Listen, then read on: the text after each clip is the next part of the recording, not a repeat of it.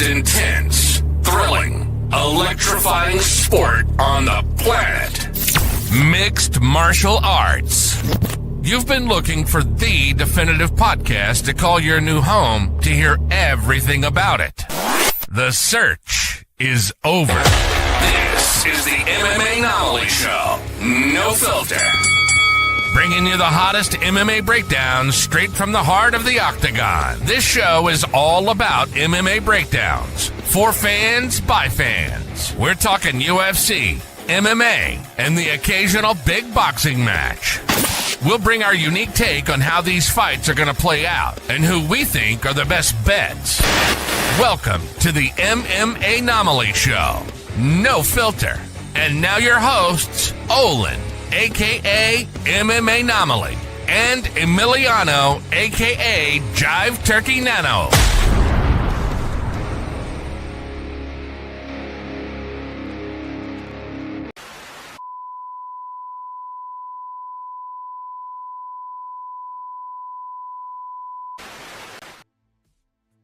What is up, fight fans? Welcome back to another episode of the MMA Anomaly Show, No Filter. I'm your host, Olin, aka MMA Anomaly, and not with me as usual. I don't have the co-host with the most, Jive Turkey Nano. Tonight. Instead, I've got his twin brother Yao here in the bottom right corner, repping hard for AZ. You can even tell he's got that thick Arizona accent, folks. So listen closely for that all night. No, truly though, the lunatics have taken over the asylum tonight, and I couldn't be happier. We're here to break down UFC Shanghai, and I couldn't be happier with the group I've got with me. So we're going to start off with S-Dogs. How we doing, brother? How we feeling? Son, I'm pumped, man. Y'all should have people. Y'all really don't know the links we go to make sure this show happens every week, son. We had some very technical difficulties in the background. It was a bit of a comedy show, but we're here now. We switched some things over. Nominaly's coming off of COVID, but we're still getting the damn show done, son. My boy cracking him off a big boy bender. Yao's down there in South Africa kicking it with no electricity. Ola's locked in, baby. Let's have a show, boys. Let's have a show, boys. We got UFC China in the morning, baby. Let's go. UFC China. It's going to be huge. Speaking of huge, how we doing, Kraken? Bro, I'm good, bro. Currently in the process of burying one of my closest friends. But hey, man, yesterday I had I would say, not the opposite of a come to Jesus moment.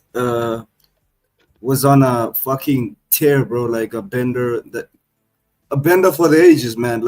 Oh yeah, I will never forget yesterday. I will never forget yesterday. I don't blame you. And there are probably pieces of it you'll never remember either. Ola, how are you doing, my guy? Hey, it's been a long week. I tell you that it's been a long week. It's been a long day. It's been a long hour. I was bugging the fuck out. My man Cross, he pulled up to try and save me from myself, but sometimes I can't be saved, man. But you saved me, Olin, and that's why I'm here right now, man. You saved me, Olin, man. You know what I mean? Salute to you, bro. Salute to everybody on the panel as well, man. I'm big up to everybody in the chat. Make sure you're paying your rent. Come on, baby. Pay your rent. Hit the likes, share, do all of that good stuff, people. Come on, let's get Shanghai going. Let's go, man. You heard the man. Hit the likes, smash that subscribe button, and make sure you smash the fuck out of that bell for notifications, folks. And last but certainly not least, kick him in the head. How we doing, y'all? I'm doing fantastic tonight. Always good to talk MMA with the boys. Looking to chop it up. Amazing head kick win. Not in UFC and PFL. Fabian Edwards. You know I love the head kicks. Let's get it. Let's go. Let's go. And shout out to the folks in the chat. We got a lot of them here already to start. We got Andrew up in here. What's up, Andrew? Hope you have a great day. We got Grimy. You still need to send me your Venmo or Cash App or whatever the fuck you need me to download. I owe you money, bro. DDP let me down, but man, he probably made your day. I wish some people were like you, man. I wish some people were like you, Cross. Somebody owes me 1,000 pesos, and I ain't seen that very true. For a minute, brother. I'm always gonna I always anytime I bet shots or anything on the show, you hear me say it at least once a show. A bet made, a debt paid, bro. If I owe you something, it's eating me alive until I pay you back. Hey, Cross, I need my 1,000 pesos from you. Hey, serious about the pesos. Hold on, that is kind of crazy. We haven't seen Carlos since. You know, He was like, what's that, brother? That's crazy. He's a bot. I need my 1,000 pesos, man. You know what I mean? Hey, he ain't no but because Cross vouched for him, bro. You know what I mean? Hey, that's on Cross. That's Bro, tough. That means Cross. It's on Cross to pay you back if you don't get that money, brother. Very Lethal true. Sugar said, "What's up, guys? You got to cook something up for us this weekend." Oh, we will. We're gonna give you our bets. We're gonna give you our picks, and hopefully, with your help in the chat, we can string together a couple of fucking money parlays. It was Speaking blinded by Cross's take on Usman. That's why he put down 1,000 pesos. So it's on you, Cross. It's on you. Oh, brother. and he owes you on Usman. Yeah. That was on the Usman fight. Yeah. That's a double fucked. He's got no knees, brother. You know, That's a double fucked Oreo right there, brother. Time. They're really gonna make me bet Weston Wilson sub. Made it look good. What's up, Crossover? How you doing, brother? Speak of the devil, huh? Andrew said T City looked bad as shit, bro. T City looked how I feel right now, big dog. Hey, it's not good. Real quick, before we move on, is the fight on? It is. So T City did the same thing he essentially did at International Fight Week 2 years ago, where he waited until midnight the night of the weight cut, had his management team call the management team of his opponent to see if they could finagle their way into a catch weight bout, which means he doesn't get dinged for it, and there's a large chance that he didn't even have to sacrifice any of his show or win money, which is some bullshit. So you made Aljamain Sterling decide to fight you at 153. It's a 5-round fight, not a 3-round fight, and you had trouble cutting weight. Gonna be a long night at the office for that boy, but we'll get into it. And Dixon Sider, you cashed on Fabian Edwards, KO round 3, 4, and 5. Oh, plus 1,200. Whoo, let's go. That's good, bro. That's good, man. Well done. That's good money. Well done. Ola's gonna smoke so much after the show. That man is stressed. Bro, I am. Cross, you know me, bro. Cross knows me, man. You know what I mean? Ola, if we would kept the show going, bro. something would have happened, bro. Like after the second fight, the whole stream would have crashed or something. Bro, Sterling, man, you turned up and you turned up laughing, bro. I saw the stress. You turned up howling, bro. Bro, that used to be me. And then I had crossover. You called crossover. That used to be me. I used to call Cross, Olin, Leroy, McDane. I'd be back there panicking. Yeah, that's why it takes a village to raise a kid, bro. You know what I'm trying to say? Come on. It takes a village. Hey, we're about to have a banger show, though, son. UFC China, boys. It's a great time for y'all, not a great time for us. It kind of sucks for us. It's going to be on I'm not mad at it, bro. I'm pulling an all-nighter. Are you complaining? Hey, I told Miss Mary the start time, and I'm not gonna lie. She says so. That means we get to have an all-night dance party and watch the UFC fights. Let's go. He's had it once. Year, bro. You've had it once, and you're gonna say that, bro. You know hey, last time there was a China card, I literally flew to Vegas that night, and I stayed up all night in Vegas in my hotel room watching the fight card. Yeah. That's why you're an anomaly. Oh, bro. You know what? I might do something. Yeah. There's folks like Sterling, like Jax, like Cross. Fucking casuals. You know, that don't give a fuck. They don't give a fuck. They're going to sleep. You know what I'm trying to say? They know about that life, man. That's why you're the anomaly, man. That's right, baby. You know how it is, bro, when it comes to the real ones. I'll see. Come on. Hey, you know what, Ola? I'll see what we can do. Ola. I'll see what we can do, bro. I'll experience. Bro, you ain't staying life. Nah, you ain't gonna see. You've had the ones this year. This is the first one this year for you. Just experience what we actually do. Like, Lane, don't do that. See if you can pull it off. You can do it. You can do it. Come on. The fight card starts at midnight for me tonight, and the main card starts at 3 a.m. Yeah, I'm opposite. So I'll still be in bed by 6. Mine's opposite though. Mine's 5 a.m. The main card starts. Prelim start at like 2 for me. That's even better. That means you get to take a little nappy nap, bro. Honestly, I probably could take a little nap. Yeah. You got one word of advice. You gotta get this sleep fight. Yeah, you gotta get out sleeping for the fight. Right? Yeah, so facts. You get that in, you're able to, pull it off. Yeah, you're right. You're right. And with that being said, let's see if we can stay awake for the show. Let's jump into these fucking fights, boys. We have a light heavyweight bout to start us off between Yuran Sadibaldiev coming in against Dr. Nurgozai. One man is 31 years of age. The other man is 28 years of age. 6'3" versus 6'2". And there is a 5-inch reach advantage for Yuran Sadibaldiev. I mean, this is a very interesting fight. A lot of new guys, a lot of up-and-comers on this card. A lot of reason to pay attention if you are not a casual, right? If you want to know the Conor McGregors of tomorrow before they become that, this is the type of card you need to stay awake and watch. So I'll go ahead and we'll go to Kraken first on this one. Kraken, how do you see this one playing out between Uran and DR? I would say both fighters have suffered a loss, but it's light heavyweight, man. Light heavyweight always has that like the more technical strikers who like the John Joneses and the I would say the who's the guy the guy who beat like Alex. Who's the guy who beat Alex? The Dagestani fighter. The Dagestani guy? You mean Magomed Ankalaev? Yes, a big Ank. Yeah, big Ank, So, like, the light heavyweight division, like, he really always cooks, like, it's cooking better than the heavyweight. So, this fight looks like it's going to be a barn burner. I would say with the reach advantage, the reach, Uran has, like, a really huge reach advantage, and I think that's the thing that's going to be playing a crucial role in this fight, and yeah, I would say I'm going to give this one to Uran. I agree, man. I'm with you. Ola, how you feeling about this one? Yeah, man. Look, but like Kraken just said, both of these guys are coming off of a loss in the UFC. But Uran has that advantage. The reach advantage to get the fight down to the ground. Look, there's not a ton to go on these fighters.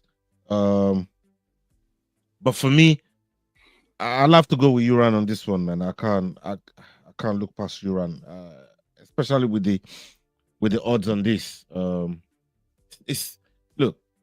Diaz is a live dog. It's a live dog. If you really want to put something on your parlay, see if it jumps off. But I think Uran is the best way to go, man. And I'm gonna go with Uran on this one. Nice. Yeah, what are you thinking? Look, Salubay Diev lost to someone who just got cut from the UFC, Martin Bidet, and he lost by decision. We know Bidet was hard, but and he was 7-0, but going up against a Dagestani wrestler. This dude used to fight out in Eagle FC, so he's been taking on the likes of the people who come from the place of the guy that you say had the most dominant win in UFC history, of which I disagree, because otherwise it would have gotten fight of the night. With that said, I'm going to go with the underdog here. I'm going to go with Nurgozai, because I think whatever he's learned out in Eagle FC, being around the Khabibs, being around the Dagestanis, has probably given him that extra edge, plus his age, and he is the shorter fighter, which means he's most likely going to be grappling in there, keeping it close, not letting that reach advantage of Salubay Diev. Wait a minute, Yao. Are you endorsing Sambo now? Like what? Shema MD to DDP?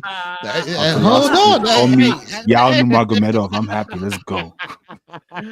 Yao Nurmagomedov, stop. Hey, I was gonna say like, Yao's endorsing Sambo now. Okay.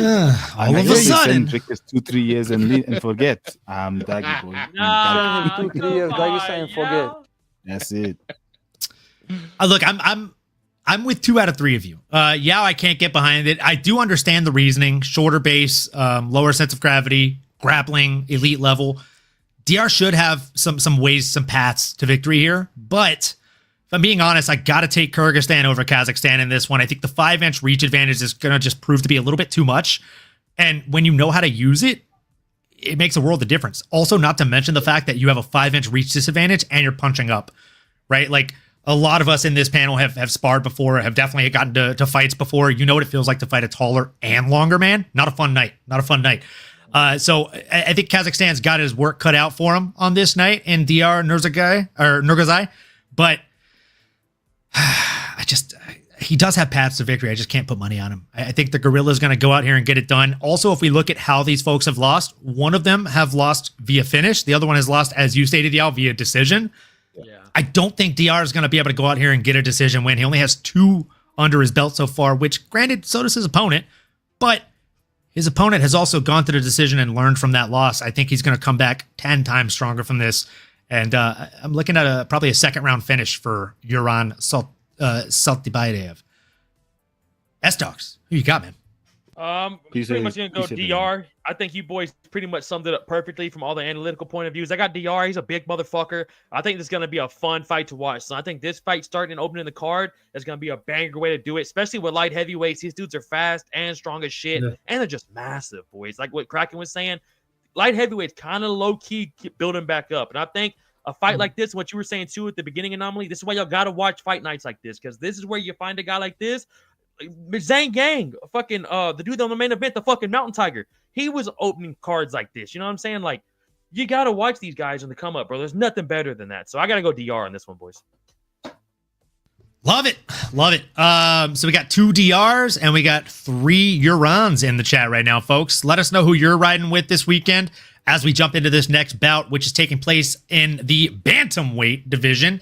It's a bout between Long Xiao and Su Young Yu, aka Mr. Jiu-Jitsu, which, These come on, names I are love great. a fun nickname, dude. Jiu-Jitsu is so great. It's such a good name. The guy knows what he's doing. And I personally, I'm going to do a little spoiler alert before I get into my pick, but I think you probably is going to take this one home. I'll go to you first on this one, Ola. I feel like you have something to say. Yeah, definitely gonna be looking at jiu-jitsu. Look, both of these guys are come from road to the UFC, and they've had a couple of fights in the UFC. Just looking at what they bring to the table and some of the fights that they've been in. He's been in there with Jayosi, been in there with AJ Cunningham, and we've got Long Xiao that's coming off a win against Kwang Lei, and that's on the right hook as well. So looking at these two guys, you always think you can strike, you can definitely strike, you can stand and bang, but he's got that game, he's got that the grappling game to get the floor to get the fight to the mat. However, I don't think Xiao is gonna get finished in this fight. I think this fight is gonna go to decision, but I'm gonna give you a little bit more advantage on this one and go with you on this one. I'm going with you, Olin. I'm going with you. I love that. I appreciate that, man. I'm going with you as well, Ola. Yeah, Yeah. What do you think name of this fight between you and Zhao? What does Yao think about the fight between you and Zhao? Let's see. Boys, stop it. I'm too faded for this. Stop it, man. We're gonna start getting fucking. I'm gonna stop. I'm gonna be like, what are we even talking about? My bad, y'all. Go ahead. Long Zhao versus Young Yu is a very interesting fight, at least phonetically and on the tongue, because it's lots of fun to say. But I think I want to echo everything that Ola said in terms of how it's likely to go if you look at their work in the road to UFC. Although this is a fight at the bantamweight division, we've got the taller fighter being Zhao. I don't think, his work rate, well, he's beaten some decent fighters. If you look at the record of the fighters that he's beaten, I'm going to go with you. I think he's sort of got the edge. I don't think the experience is going to come through, even though Zhao is younger with more experience. I think Yu's just got that extra edge simply because he hasn't been doing it as long. So I'm going to go with Su Young Yu in this fight. I like it, man. I'm with you. I think you gets it done. I'm also with Ola on this one. I don't know that he gets it done inside the distance as he typically does. I think this is probably going to be more of a grinder of a fight. I could see it going to decision. I can even see it being a split decision. Very close fight with Yao. But I still think that Su Young Yu is the slightly better fighter. I think anywhere this fight goes, whether it's on the feet, at range, at distance, or standing up, or on the mat, I really think that Yu, even though he's sitting at a slight height disadvantage and a massive reach disadvantage, 1 inch in height or 2 inches in height, 5 inches in reach, I still think that because of the jiu-jitsu differential, he should be able to get this one done and just negate the length that China, aka Long Xiao, is bringing to the table. So all in on South Korea on this one. And again, you can get this guy at -125 right now. You can get Yuran Satabaliev at -105. You can parlay those two guys together for +251 odds right now. That is 1 unit into 3.51 units, which means if you put $50 on that, you get $175.71 back. Not a bad 2-leg parlay and not a bad way to start off the night if that one hits, folks. I like that parlay. I like both these guys to win. I'm fairly confident in both of them. Sterling, what are your thoughts on this fight between you and Xiao? I'm going you, boys. I'm leaving it up to y'all to do the analytical fucking John Anik breakdowns on this. I'm going with you on this. He reminds me a lot about. He reminds me of like Song Yadong, to be honest with y'all. Like not just because they look almost identical. I was gonna say what? Don't they all? Don't they all, bro? hey, Ola, that's racist. That's racist, brother. That's you. You said it. I was just asking you. Hey, you said it. I was just asking you. Look, I'm just saying. Not. Are you just asking you, or are you asking you? Hey, you is you. You is fighting, bro. Like, I'm going with you. Thanks, bro. Dude, you said it. Dog, look, I'm going with you. I mean, it's on you either way. Dude, fuck this. I'm going with China. Let's go with you on this. Mini Song of Dog, Kraken. Who are you rocking with, brother? Hey, man. Personally, brother, man, you is not China. You is South Korea, big dog. Oh China's God. his opponent. I'm so sorry. Yeah, man. But like I was saying, man. Personally, I'm gonna be the party pooper here, and I'm gonna go with Long. Because personally, I think like Long is 1-1 in his last 2 fights, you know, and I personally think he has like a statement to prove. He's like I said, yeah, like y'all said, like they both experienced fighters, but like Long is the youngest, I would say, and I think he still has a future within him. You know, he has 2 wins in the who's that? Your guy Jiu-Jitsu has 2 wins in the UFC, so he has that momentum going for him.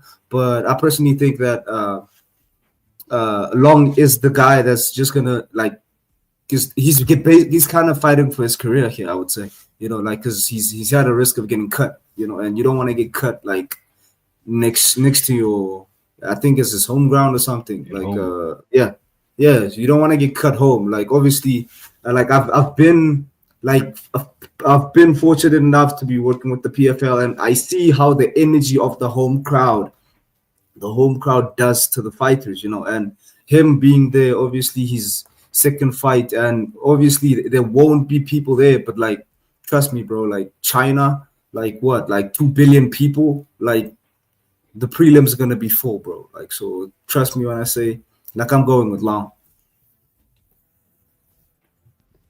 Love it, man. Love it when we don't all agree on the same person. And I mean, look, I think Long definitely has paths to victory. I got to go with you on this one. But we got to move into the next one. It is a featherweight bout, moving up a weight class here into this bout between Yi Za coming in against Weston Wilson, Mr. WW. One man fighting out of Shanghai, China. It's fighting in his backyard is Yi Za.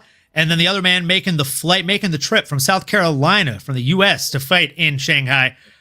You've got a 6'1" fighter in the American coming in against 5'7" in the Chinaman, and you've got a 71-inch reach coming in against a 73-inch reach. So reach and height advantage for Weston Wilson. But despite seeing these guys at the weigh-ins and stare-downs, I don't know, man. Like, this is the largest favorite on the entire card, and I think it might be so for a reason. Yao, what were your thoughts on seeing these two, the size differential at the weigh-ins, and how do you see it playing out? It's quite interesting because it's not the only fight here that we have such a size differential. If you look at the main fight here between Walker and Zhang, similar sort of thing where Walker is almost towering over Zhang. And I think this is another situation where you've got Yiza being shorter. But if you look at the rest of the stats, like you said, you know, he is the younger man. He's much shorter. And I think we're going to get a performance like Dan Ige versus Sean Woodson, where he just rips on the inside. And as much as Weston is the taller guy, I just don't think he's going to be able to use his range in this fight. So I'm going to go with the plus 1,200 favorite in Yiza, although I'm wondering why he does not have a second name or first name, whichever name's missing. Okay, Yiza. His first name is Yi, his last name is Za, but they put it together on a lot of the sites like Sherdog and Tapology for some reason. They don't understand the naming convention in China, and depending on who you ask, it's Za Yi or Zi Za. But crazy. Yeah. Like Su Young Yu, depending on who you ask, some people call him Young Su Yu. Or Wei Li Zhang, Zhang Wei Li. Zhang Wei Li Zhang, yeah. Oh, Zhang, I say Zhang, my bad. But yeah, it's the same thing. Like if you watch Dragon Ball Z, depending on who you ask, or if they watched it in Japan versus in America, it was either Son Goku or Goku Son. So like, again, there's people always get confused on what goes first and if there's even a differentiated first and last name or if it's just one word. But yeah, that's why that is the way it is. Yeah. So yeah, I mean, I don't think you're crazy for taking the underdog in this one. And I'll be honest, after seeing the size difference and looking at these guys' kind of credentials, I mean, Weston Wilson's fought people, right? Like he's fought Jean Silva, he's fought Joe Anderson Brito. Like those are his 2 losses inside of the UFC, boys. You done took my goddamn notes. I'm sorry, bro. God damn, sorry. Go around the table. God damn it, that's your job. I came to you first last time. You did last this time. It's all insert like it's all in order, bro. Sometimes you say that to me. Save the John Anik bets and the analyticals for the end. I'll save it to the end. So look. All right, dumbing it down a little bit. Leave us some meat on the bone. I'm going with Yiza on this one, but again, you'd be like, you'd have to put a gun to my head to make me bet on a minus 1,000 favorite, let alone a minus 1050. But am I betting on this fight? Absolutely, man. I'm going to bet on a sprinkle, very, very small sprinkle on Yao's boy, Weston Wilson, to get it done by submission. You can get that at plus 1,400. Yao took Yiza. Oh, you picked Yiza. I don't know why I thought you were saying Weston Wilson. Hey, when I heard you say the underdog earlier, I was like, wait, Yiza's the underdog? I was like, what? No, Yiza's definitely not the underdog. He's the largest favorite on the fucking card. I was like, Yao went with the underdog. I was like, see, dude, look, this is exactly what I'm saying. Sub, we cashed that. Remember the Tuco Tocos? He did that to Tafa. And literally, Dixon tried to tell me this in the chat, that episode. And I was like, be honest with you, bro, you're a little bit psychotic for even throwing that out into the universe. Yep. But he cashed on that. And it was a big ass line spread. So I'm going to sprinkle half unit on the plus 1,400. It just, it makes too much sense not to. Yeah, man. It makes sense. Like, but I do like Yiza to get this done. I think he should be the more dominant fighter. But again, everybody makes a mistake, and all it takes is one of those against a prolific submission artist like Weston Wilson. I wish I didn't let my slip ride last week, man. You know what I mean? It was okay. You should have cashed out. I'm still hurting from that, man. You know? Was it DDP that blew the slip? Yeah, DDP killed my slip, bro. You know what I mean? We suck again. That hurt. That's why I've been hating in the chat, bro. That's why I've been on them South Africans' neck. You know what I mean? Lost me some money. I'm trying to say. That's what I'm saying, Dixon. At these prices, like a small poke doesn't hurt, bro. Like a small poke doesn't hurt on this at all. And again, like you put a half unit on it, that's 7.5 units back. So if your unit size is $50, you put 25 on it, half unit, you're making 375 big ones on one bet, not a parlay, one bet. It's hard to say no to those when you're a fucking degenerate like me. So S-Dogs, how do you see this one playing out, brother? I'm going Yiza. But like I said, I'm going to wait for these boys to get the analytical breakdown. I got Yiza in this bitch, plus 1,000 favorite people. There's a reason for that. Like I said, there is situations like Tuco Tocos or whatever, and there's some crazy underdogs that end up getting the fight done. But when it's like this, people, it's like that for a reason. This dude's an absolute monster, and they're in his hometown. I think he's going to come out there and absolutely dub Weston Wilson up. I think it's going to be bad, man. But who do you boys got? Kraken. Man, I'm gonna be the bearer of bad news again. Weston Wilson. I would say, bro. Like, listen, bro. Like, I think this is like a really personal one. You know, like judging from the political stances of the world right now, I bet like Weston Wilson is gonna get a call from Trump telling him, "Yo, bro, you better fucking beat that China, man, or you don't come home." You are fake news. Fake news. Yeah, that's the type of thing Putin would tell his people. Them, you know what I mean, you better beat that motherfucker. You ain't coming home. You better beat that motherfucker. You ain't coming home. So if you don't beat him, you don't come home, kid. We're revoking citizenship. Hey, you saw what happened with Connor. Putin was like, "Hey, any circumstances, do you lose to this little Irish motherfucker? I don't care what you do to this dude." Yeah, definitely, bro. So it's that, you know, like I'm gonna take that one specific factor into consideration, but also, man, how are you guys gonna pick the guy who's currently riding an active win streak? You know, because I think he's lost this fight, his previous fight. He did. He lost to Gabriel Santos via unanimous decision back in September. Yeah. And Gabriel's a dog. Yeah, and like personally, I think Wilson, like he lost two in a row, but like he took some time to rebuild. You know. He took some time to rebuild himself and rebuild his career, and I think he's trying to. Yes, he's a bit more on the old side. You know, he's a bit more on the old side. But you know, man, you can't.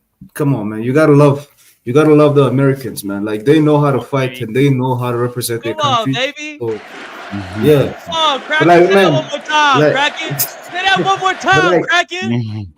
come on, man. But like, listen, man. Ever since I've been with you guys, man, I've grown to love my flag. You know, I've been like, bro, these guys respect their flag. You know, and obviously the Chinese too. The Chinese also like are very patriotic Yeah. with their stances. But I personally think Weston Wilson is definitely gonna get this dub because, bro, you can't lose to a China, man. You can't. Ola, what are you saying? I mean, you can't lose to a Chinaman in China. That's what China is for. I don't know if you guys woke up at like 5:30 a.m. a.m. like I did, but they love Xi to Ming win should have over won a there, fight bro. against Brazilian. She lost a decision in China. Hey, I know Yeah, them. and remember DDP beat a China man, didn't it? Look at his face. Look at his face. Why you gotta bring up old shit, bro? Why you gotta bring up old shit too? Like leave DDP's losses in the past, bro. DDP's losses in the past. How is it in the past when I just lost money off of it last week, dog? You know what I mean? Like, It's in the past, bro. no, We're in the present. You gotta live in the now, y'all. That You shit gotta still live in the hurting now. like it happened yesterday. Anyways, back to Yiza and Wilson. I'm gonna go Weston Wilson, man. I'm picking Weston Wilson. I'm looking at his That's a losses, good pick. and I think, if I'm not mistaken, you know, being in there with Brito, being in there with John Silver, and look, for me, Yiza turning up into the UFC debut and facing Gabriel Santos. Santos made him look average, below average. He schooled him, bro. He embarrassed him, brother. You know what I mean? And therefore, when you look at these guys that come from road to the UFC, there's this level, but then there's levels. And Gabriel Santos, that's exactly what he displayed in that fight. And I don't think he's really been in there with somebody that's been in the fire with the people, with the likes of Brito or John Silva. So for me, I'm gonna go with Weston Wilson on this one, and I think he's gonna bring the W back home to the home soil of the United States. I like that. I like that. I like that. I'm not mad at it, man. I'm not mad at it at all. And it's also worth noting, right? When Yiza did lose that fight to Gabriel Santos, he was winning the fight up until Gabriel Santos started to mix in takedowns and grappling, and that is Weston Wilson's fucking pedigree. That's his bread and butter, right? Like you're talking about Gabriel Santos, who is more of a prolific striker than he is a grappler, and he went 2 for 2 on takedowns against this man, 100%. So if he made it look easy to get you down, what's a jiu-jitsu guy gonna do to you? It's worth a sprinkle, boys. It's worth a sprinkle. Heaviest dog on the fucking card. Let's go. And we love it when a dog wins. So I love that. I love that you're sprinkling on that, Ola. And hey, from your lips to God's ears, man, I hope it cashes if you put a ticket in on it. We're gonna try again this weekend. We're gonna try again. Let's go, baby. That's all we do. That's all we do. We try until we fucking win. And speaking of winning and trying until you win, we have a middleweight bout coming up next. A middleweight banger, in my opinion, between Michel Pereira coming in against Kyle Dawkins. I know what you're asking yourself. Kyle Dawkins, what year is it? Is that guy still in the UFC? He is now. He's back, baby. He has fought his way back into the UFC at 32 years of age. He has 1 inch of height advantage and 3 inches of reach advantage on his opponent walking into this one. And I think he's going to utilize every bit of it, man. You know, he's got to make a name for himself. He's got to prove that he belongs here against the upper echelon, and this is his chance to do it. I'll go to Sterling first on this one. How do you see this one playing out between Kyle Dawkins and Michel Pereira? All right, people. Now it's time to lock in, right? Now we're getting big names everybody's a little bit more familiar with, and we're getting fun fights like this, dude. I don't know how Kyle Dawkins has already worked his way back up to the UFC. I don't think his brother's going to ever come back to the UFC.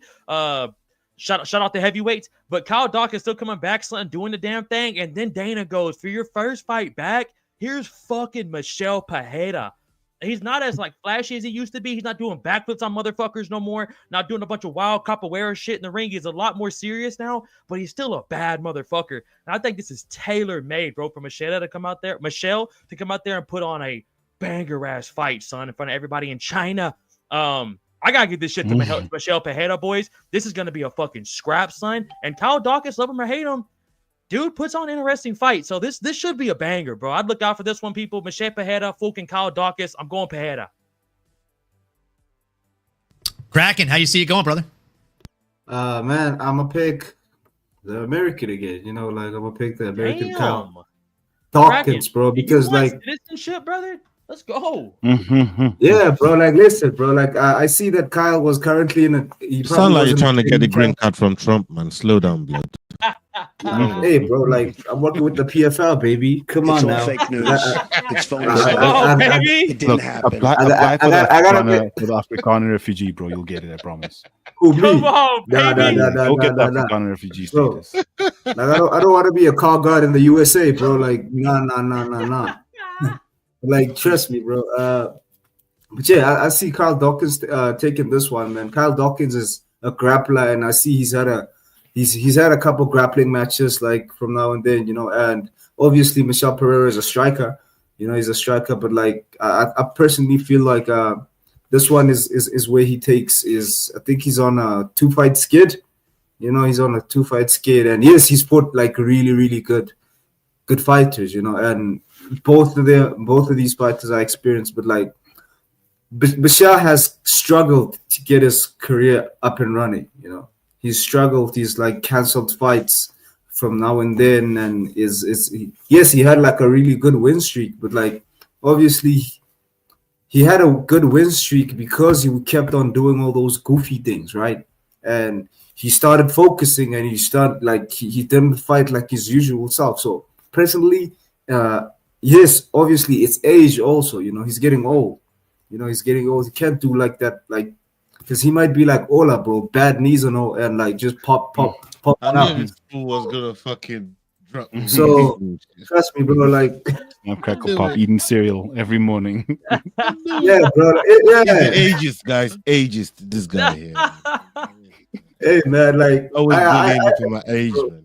Don't worry, Ola. Even those young fuckers get old too, huh? Yeah, that's right. Hey, y'all don't put that on me, man. Y'all don't put that on me. Now, I'm looking at 30, and 30 is looking at me a little nice right now, and I don't want to look back at it, okay? So we just move on. 30s can be the best years of your life if you let them, brother. Bro, I don't want to talk about it. Back to Kraken. What were you talking about? But yeah, man. Like, like I was saying, bro. Like, I think Michelle is gonna get stopped on this one, bro. Like, he's like he needs to go back to the same style he was fighting in. That capoeira, like just doing a backflip into like somebody's skull. He needs that. But like, I see this fight where, I would say, who's this guy? Kyle is just gonna, because he has a point to prove. He has a point to prove. He has a lifeline, bro. Like, I bet competing at Cage Fury, like, bro, they don't pay you like that. You need some of that Dana White money. You need that Dana White privilege, and this I personally think this is a privilege for him. It's like sink or swim. Yeah. Sink or swim. You said you wanted to fight, right? Like, yes, you fought your way in the regional scenes, but like this is the big show and this is the big time, so you have to like throw him in the deep waters, because obviously he's trying to get a title. Like he's trying to like title aspirations. So, but yeah, man, like Michel Pereira is a journeyman. Put your money on Kyle.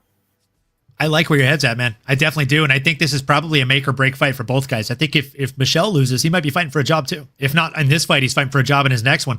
But Ola's shaking his head. I know he's disagreeing with me. What you got, brother? Yeah, man. I can't believe the disrespect that I've just heard here on Michel Pereira, bro.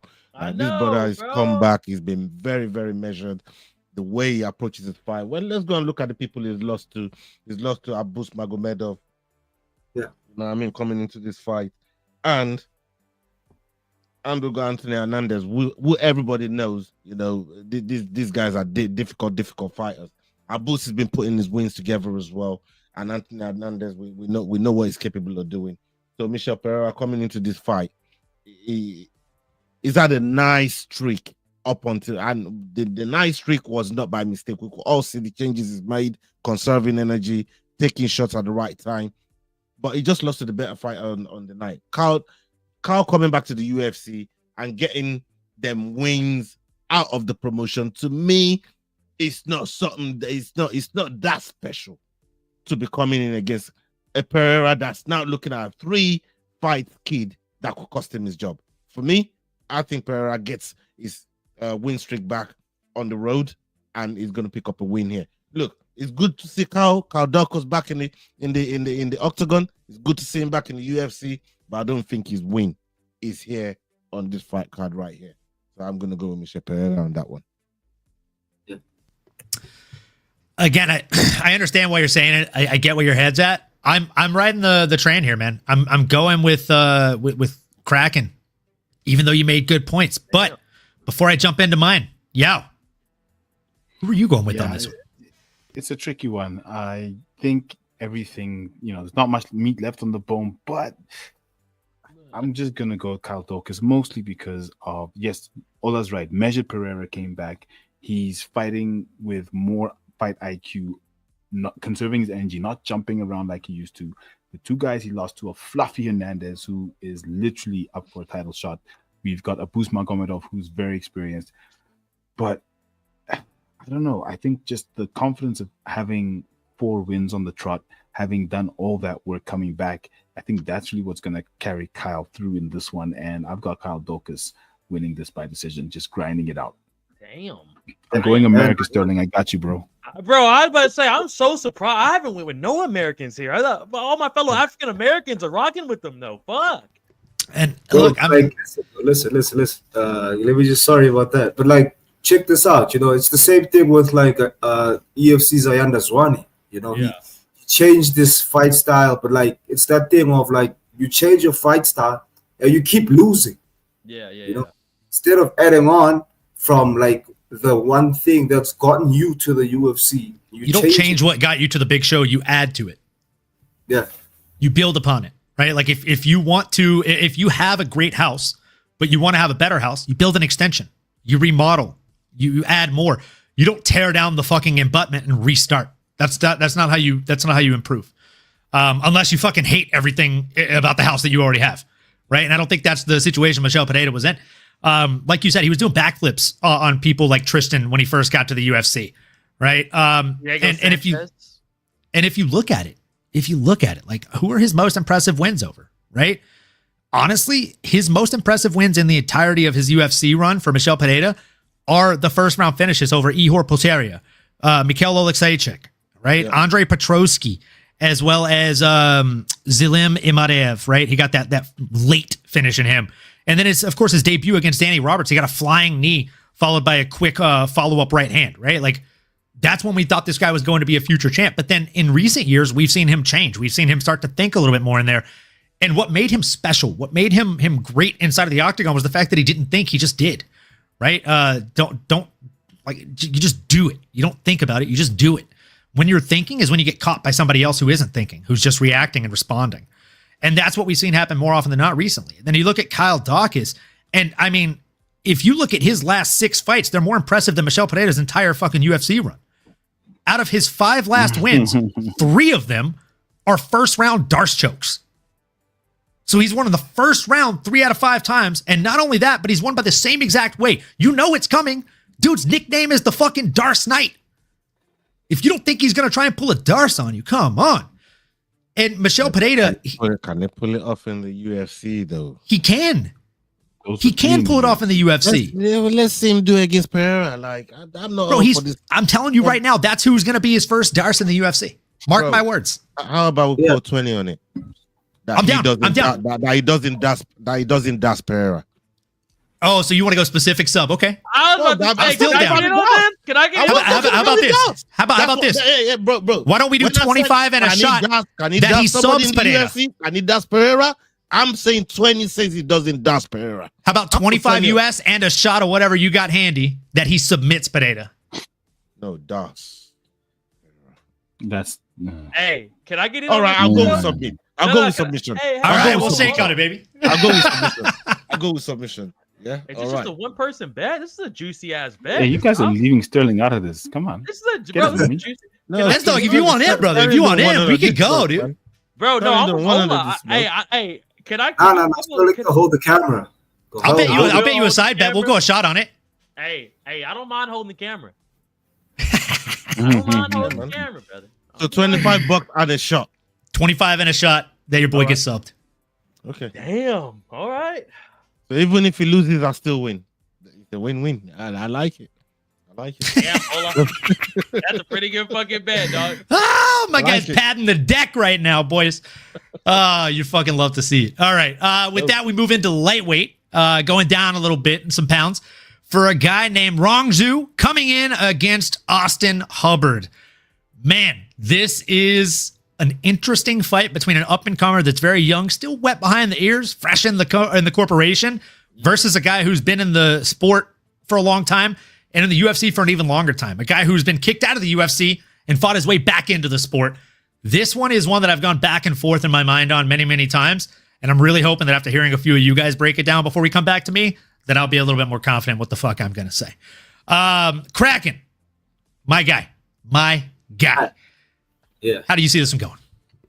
I would say, man, let's just give a shout out to the UFC, man. The UFC matchmakers, bro. They know how to make a war out of a UFC card, bro. Look, the amount of Americans versus Chinese fight this year is crazy, bro. I'm just having a field day, you know.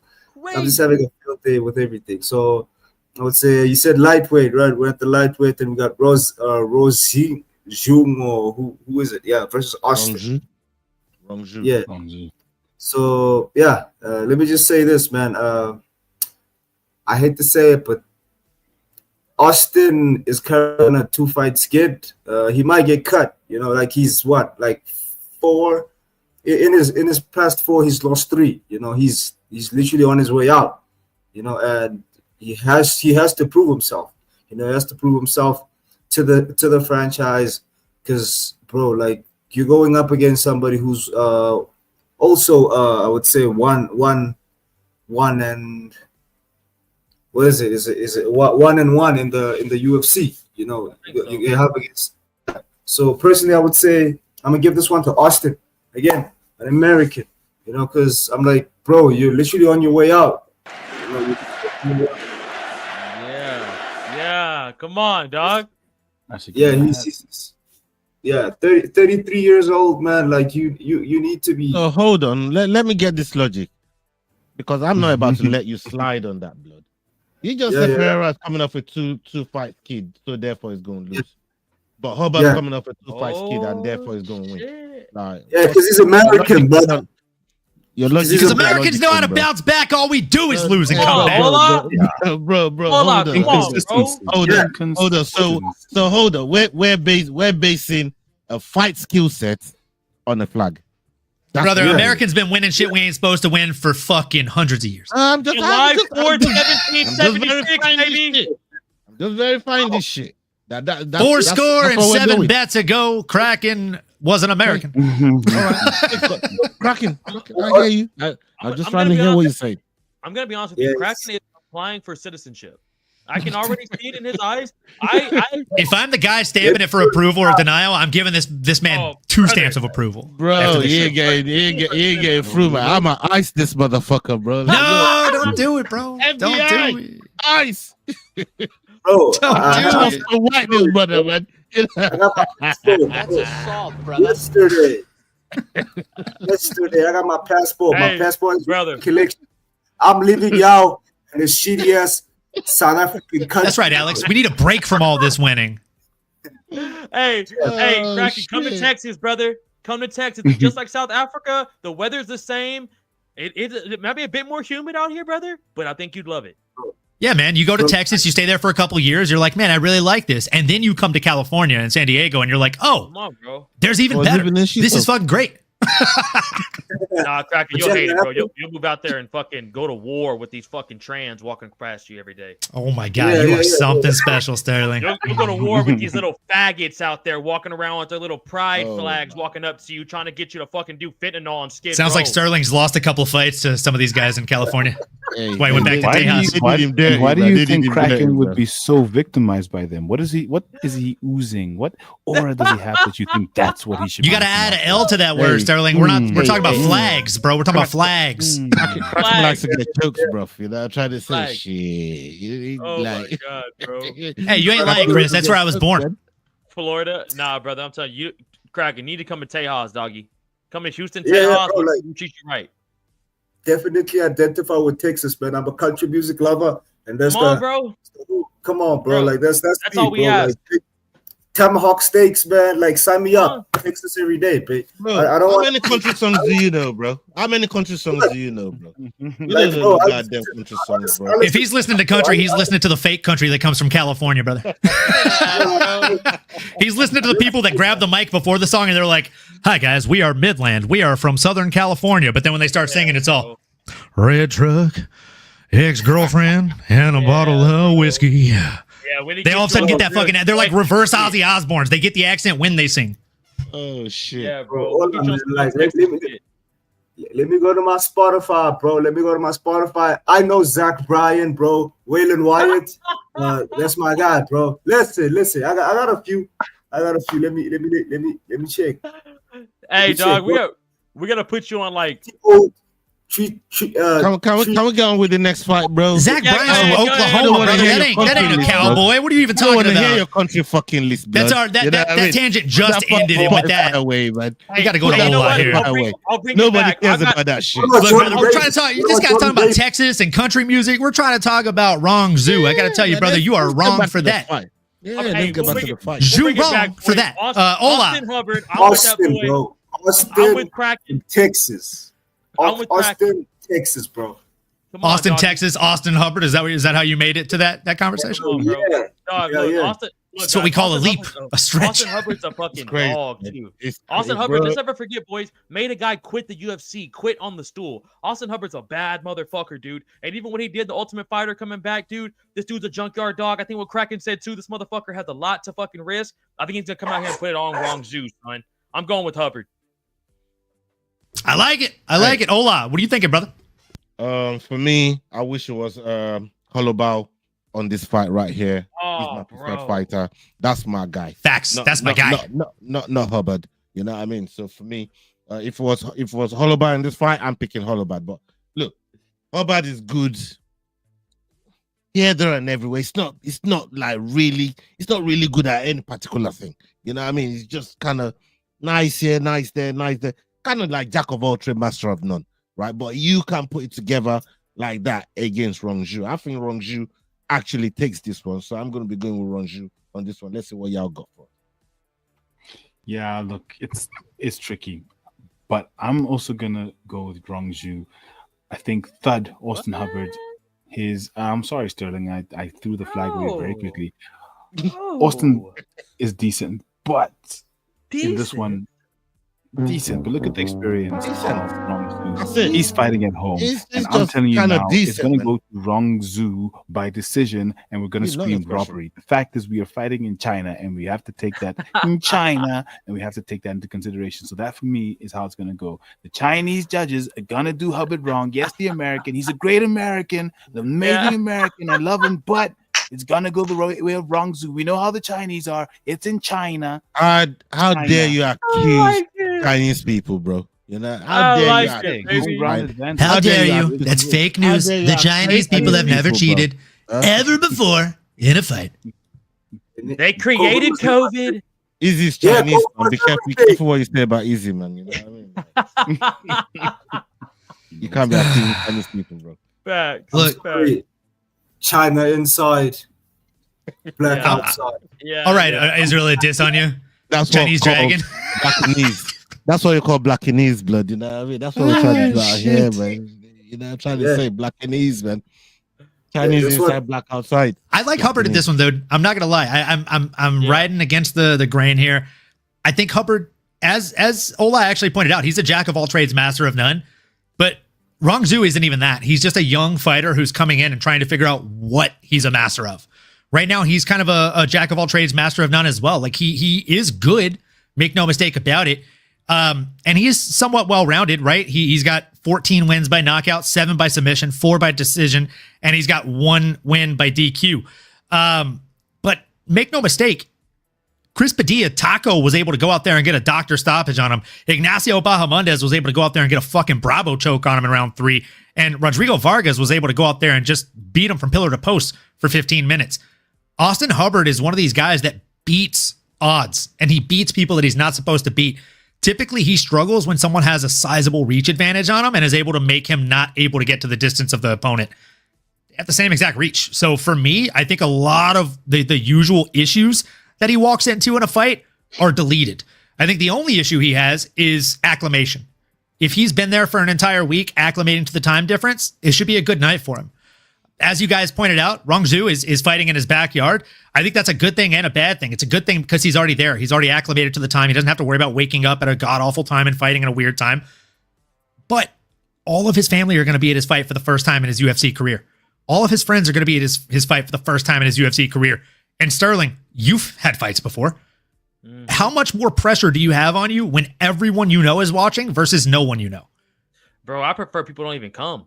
Facts. At the time, like people are like, I might not be able to make it. I go, thank God. Facts.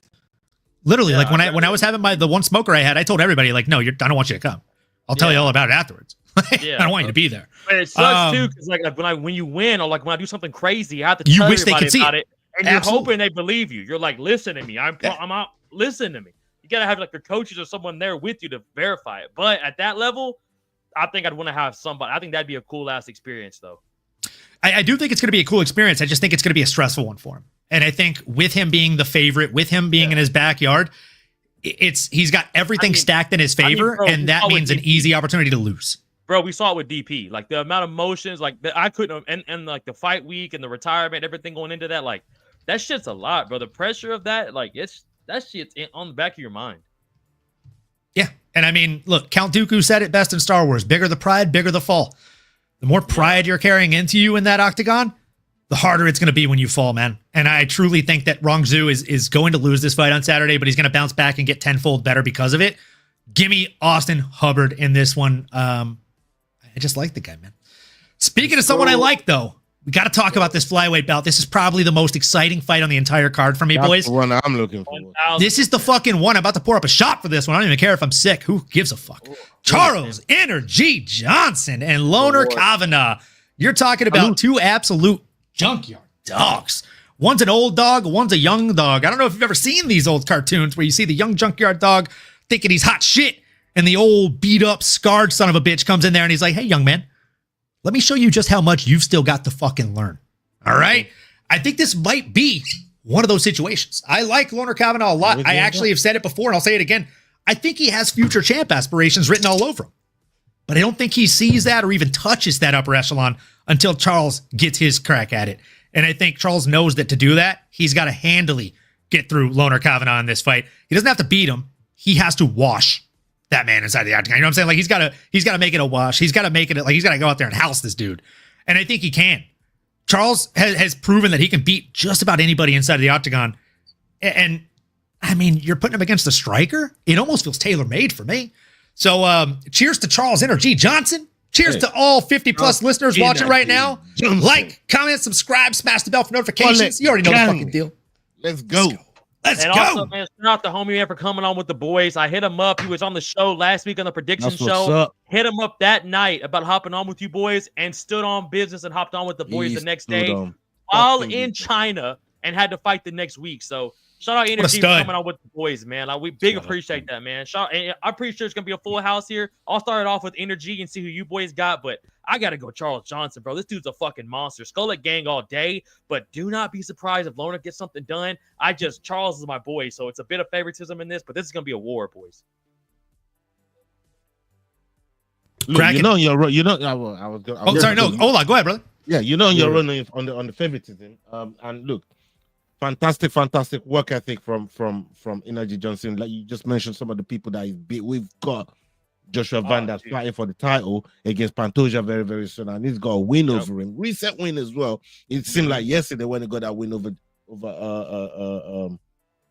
Joshua Van, and some of the fighters that he's been in there with, but you can't look past it. Look, he's coming off a loss against Temirov, but we've seen him in there with Sumendaji. Another fighter that's on this card got a win over him. Joshua Van. We got Jake Hardley. You know what I mean? White Kong to get that win against somebody like a White Kong. And this is a fighter that that I truly respect in the game. And he got one against Maxum as well. So he's beat some of the fighters that nobody really expected him to beat. He was coming into this fight as an underdog, right? And that's where I really, really respect the work that Energy is put in, man. So for me, shout out Skullet Gang Pirate Crew. We're riding with you, brother.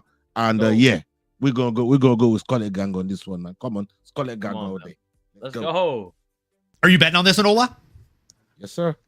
Yeah, I'm putting 2 units on energy. He was the reason why my parlay was even alive to Brother. DDP last week. I gave him the credit while he was on the show. While he was on the show, I gave him the credit, bro. He changed my mind on Tim Elliott because I was gonna pick the other guy and Leroy Murphy. I was always gonna go with Leroy Murphy, but he told us what was gonna happen just before it happened, bro. That's how crazy it was. That's hella fucking funny, bro. Yeah, man. He called it. Dude, I do the UFC fantasy league that I host, and I'm not gonna lie, I've picked Charles Johnson as my flyweight for 2 out of 3 seasons. And last season, he is wholeheartedly season before last, he is the only reason that I even came in top 3 because he fought twice and got me over 100 points both times. There you go. Dude's a fucking stud, bro. Go. Big fan. I'm obviously backing him. I'm putting 2 units on him. Yao, how do you see this one going? Are you backing the boy or what? I'm backing the boy. I think it's a lot about what Ola just said of how he called the win and kept Ola's parlay alive, how he called DDP going down. He was watching me suffering. He was so happy I was in pain. And yeah, it was. He was like, yeah. Bro, he trolled me. He trolled me at the end. He said, you should have listened to me and just picked everything I told you. But you went with DDP. He trolled me right at the end, bro. Yeah, bro. Hey, that shit hurts, bro. That shit still hurts. Hey, it still hurts, man. Like I was literally fighting for my life. That was one tough stream for me. But with how he approached what he was saying, his analysis, I'm gonna go with him because he told us. Because I asked him, "Are you gonna win this fight by head kick?" His answer was no, hell no. And he told us exactly how he's gonna do it. You know what he's going in there to do. Exactly. Bro. So that preparedness is why I'm going to go with him. I've seen Lona Kavanaugh. He's great. He's amazing. But I think Johnson is just prepared, and he's definitely, my dog. Go, baby. Come on. Select gang. Another gang in this bitch, man. Hey, some would say the flyweight Bobby Green. You know what I'm saying? You know what I'm saying? Some would say the flyweight Bobby Green, brother. And I ain't gonna lie to y'all. That's what's up. I like He's it. coming to put on for the hood, Ola. This shit for the hood, brother. I ain't talking DMX. Hey, hey, listen. Kraken's made out of the hood already, man. You know what I mean? Kraken's living nice. hey, trust me. After That's this good weekend, to know, bro. Nah, Kraken, you're bougie now, brother. After this weekend, we don't heard what you did this weekend, brother. You bougie now, brother. You bougie. Hey, this guy in the chat, Antonio, said, "What's up with that fool with the headgear and shit, brother? He's wearing that headgear because he knows the chat is throwing bombs out here, brother. He's trying to stay protected from you guys. He ain't trying to get CTE from these comments." Yeah. He's ready for a scrap, baby, at all times. Kraken, how do you see this one going, man? Speaking of a scrap. Yeah, man. So I saw this one, man. It's like the featherweight fight, man. The flyweight fight. I mean, I would say, man, Kavanaugh is a force to be reckoned with, you know. Because personally, I think these. Listen, bro. I had to switch. I had to switch lanes. Come on, bro. I had to switch lanes. I knew what you were about to do. This kid has fought like in Cage Fury, bro. He's fought in Cage Fury, you know, and Cage Fury is like the one promotion where Cage Warriors over here in the UK. That's our promotion, bro. I know. You said Cage Fury. I'm correcting you. That is Cage Warriors over here. Cage Warriors. Sorry. Cage Warriors, man. That's what I was trying to say. Yeah. So that's the thing, bro. Like Cage Warriors is like a really good funnel for like the UFC to get like top prospects, you know, and I think we have a guy who's currently like a Cage Warriors champion, if I might be mistaken, in South Africa, you know, and dude is just a mauler, you know, he's a mauler, yeah. So personally, I think this kid has something to prove, and he's shown that he knows how to get the win when the bright lights are with him, you know, because I'm seeing all his previous fights. It's all been fight nights, and he's been getting unanimous decision wins personally, and that just speaks to the level of the guy who knows how to get things done. You know, the guy knows how to get things done. So I personally think I'm gonna pick Kavanaugh solely because like he knows how to win things, bro. He knows how to win things. And that was cracking, folks. You can check him out on Extreme Slap Sports or whatever the fuck that channel is. Shout out yeah. Power Slap. So going back to the man, the myth, the legend, Energy, Charles Johnson. No, I'm just kidding. Hey man, hey, I had to, baby. You know No, what, look, I like it. would I be like boring it. if it'd be boring if we all did a full house every pick. You know what I mean? Hey, It'd be listen, boring. So do I hear another side bet, bro. Kraken? Is that what I'm hearing? Oh, How confident are you? No, I'm still recovering from cost, bro. Oh, Like, okay. I'm just making sure, you know. Because I saw an opportunity to make some I cash. was about to jump in. I was about to That's jump in. he's still recovering from Cross, man. Like Cross took that lunch money, bro. I was about to say, Ola. I mean, if I can coax this guy into a $25 bet, I mean, I'll be safeguarded from the bet against you, You're brother. trying to secure the other one, innit? Because I'm just securing the bag, big dog. I call that the break-even rate. That's smart. Then I'm not out money. I'm just drinking. I do that for free, anyways. Yeah. I hear you. If I lost another bid, man, like I'm never fucking the same pussy that I fucked last night, bro. Shit. Yeah, I know that's right. If I lost another bid, bro, like Hey, I'm bro, gonna be back. I'm gonna be back in the I ghetto, hear you. bro. What I'm hearing is you got Yeah. fucked and you don't even want to try and jump in the bedroom again, big dog. Hey, Ola, Cracking, I hear it's you, the Black dog. Queens, I'm ready Ola. any day, bro. Ola, I'm the ready, Black bro. Queen. They'll put it Hey, on. He doesn't believe in condoms, but he wears the headgear every time he walks in the bedroom, folks. Piggyback can lead to other things, brother. You know? God damn it. Hey. He'll give you a piggyback and your ass a slap, folks. That's cracking. Let's go. Go. Hey. Oh, and with that, we move into the lightweight division for a bout between Gage Young and Hayaser Meheshate. Holy fucking smokes. We're going to reverse the order here. We're going to go, we'll go Yao first. Yeah, so I'm just wondering where the space is supposed to be in this name because there's no ways he's Meheshate and that's the full name. But we got another Young on the card. Meheshate is actually his one of his real names. Like the full name. Okay, now once again, then my question this time is where is the surname or name? So Meheshate is his last name and Hayaser is his first name. I don't know. His parents wanted him to have a hell of a hard time spelling his name in grade school, big dog. I think that's what it was. Yeah, man. For us Americans, this shit's crazy. But look, for me, this is a very close fight. We've got Gage Young, G Money coming in, fighting out of the States. He's been very active the past year and a half. He's been fighting a lot. Lost his last fight in the UFC. But if we look at Maheshate, he's way more experienced in the UFC.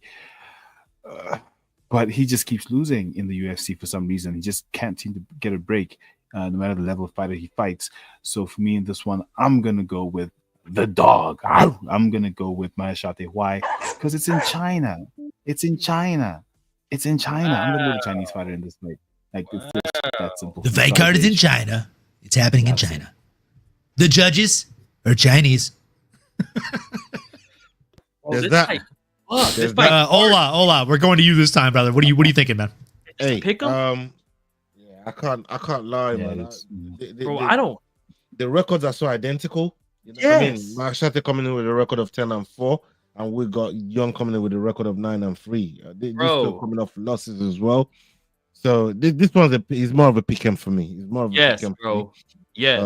But when you start looking at things that can decide fights in pick'ems, go look at the home advantage. You know what's and that's the only way to really look at this fight when it's so close, including the records as well. So yeah, gotta go with how you say it? How you say it?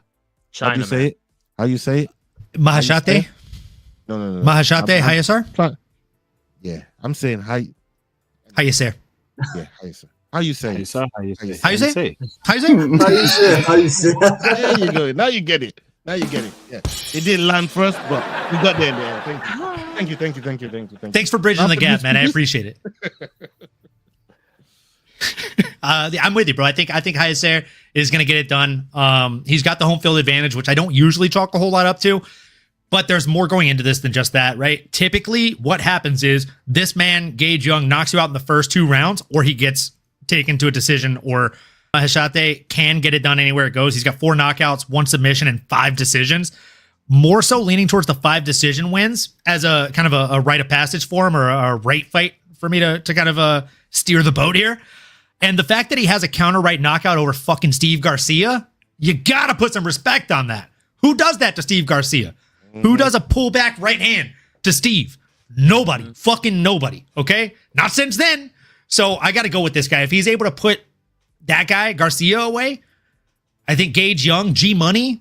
I hope he's been saving his G Money because he's only going to get half a paycheck on Saturday, in my humble opinion. S Dogs, are we sipping the crazy Kool-Aid? Should we switch to Capri Sun? How do you see this one going? First of all, you should always switch to a Capri, people. Pacific Cooler at that. But dog, I think what Ola said was perfect, bro. This is such a pick'em fight. Like as y'all were talking, I was just going through the resume and who they fought and trying to put something together. I can't really build a case on anything, but like what Ola said, bro. Like he's in his hometown. You kind of gotta. If this goes to decision, we pretty much know who it goes to. If it's close, and Gage Young, I just don't think has that experience, bro, or as active as our boy from China. So I'm going to go with the Chinaman on this one, dog. But I'm not going to lie to you. Kraken's been heavy at USA today, and I'm interested to see who this man's going with right here. Hey, man. Definitely, bro. You read my mind, bro. Gage Young. No. I swear to God, bro. Hey, bro, he wants to get. You want to get on the White House card, don't you? You do want to get on the White House card, don't you? He's trying to get those media credentials, big dog. Yes, sir. Yes, sir. Bro, like hey. I'm right here, bro. Like Gage Young, G Money, bro, cash money. You know, so that's the one guy that personally he's getting an opportunity to come back into the UFC because yes, he got like a. I think his last fight in the UFC was like probably a short notice because I could see like they never offered him a contract after that, you know. So I'm looking at his I'm looking at this card, man, and I'm seeing like this is like his like I would say not coming out ceremony, but like it's that thing of like this is your second shot. Like you do not get second shots. Yes, they're both young, you know, they're both young.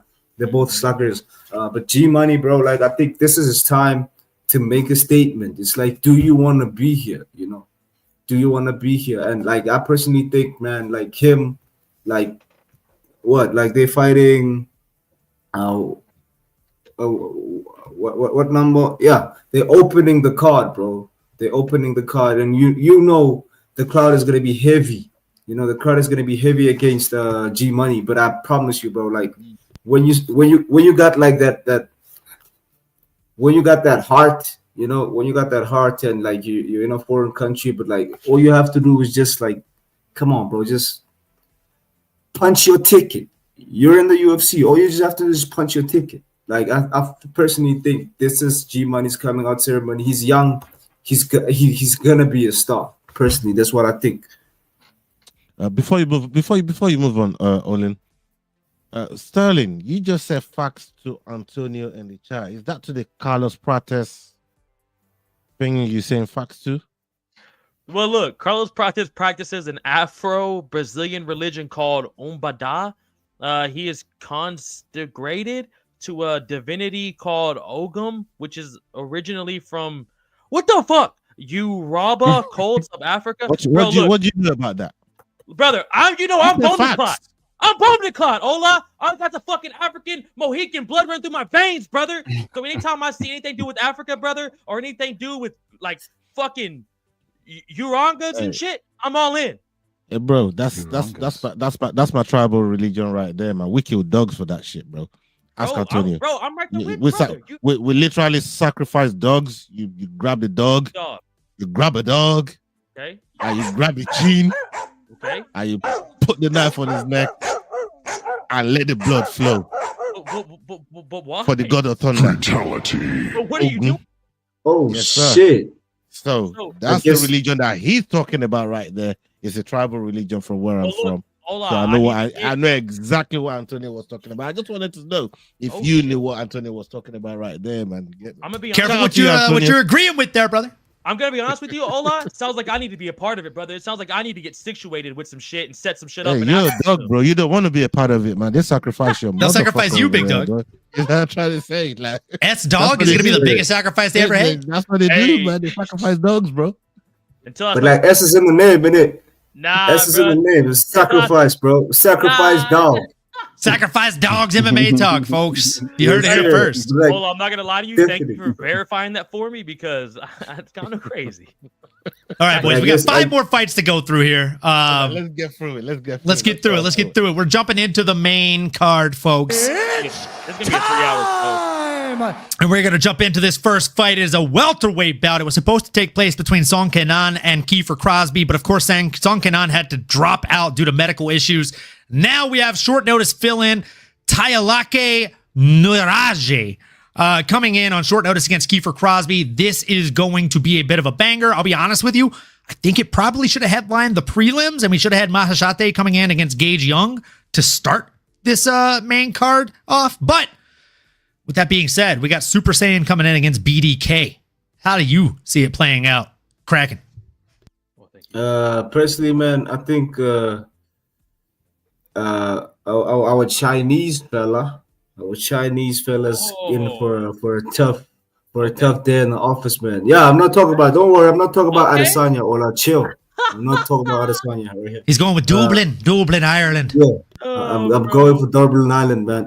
Because personally, man, he has that UFC experience, man. Like, you know, he has that UFC experience. It's just he's coming. This is a short notice fight.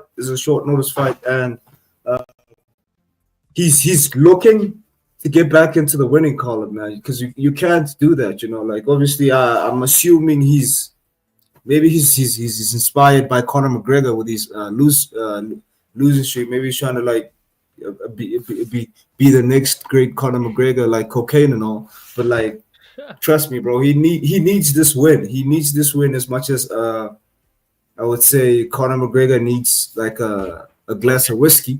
But like, trust me, bro, like he needs this win. So yeah, I'm going for the Dublin fella. Go, Dublin needs this W. Yao, how do you see this playing out, brother? It's a tricky one. I'm not a big fan of late notice fighters that come in, especially this late. But it's China. We're in the China card, guys. And for me right now, this fight card is all China. But that's only if I think it's going to go to this decision.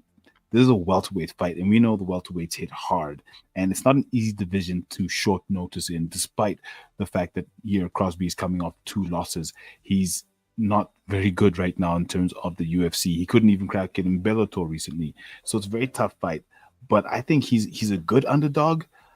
But I think I'm going to take Nuraji. Why? The length. He's way taller. The whole 3 inches taller, 5 inches of reach. I think he's just going to come in there and bully Crosby one way or the other and take this dub home. Back to China. So I'm going to go with the Chinese fighter in Tayalake Nuraji. Love it, man. I echo everything y'all just said right there, man. I'm gonna go with Nuraji as well, man.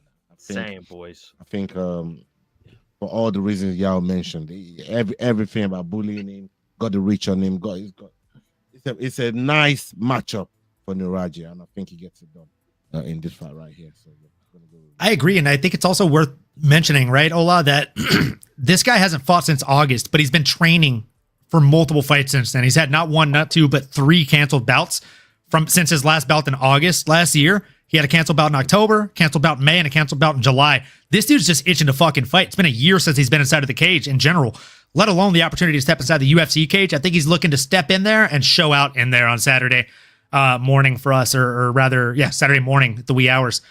I think we're going to see a finish at 3 a.m., boys. I think it's going to revitalize us, reinvigorate us, and re-wake us the fuck up for the rest of the card. I've got Nuraji.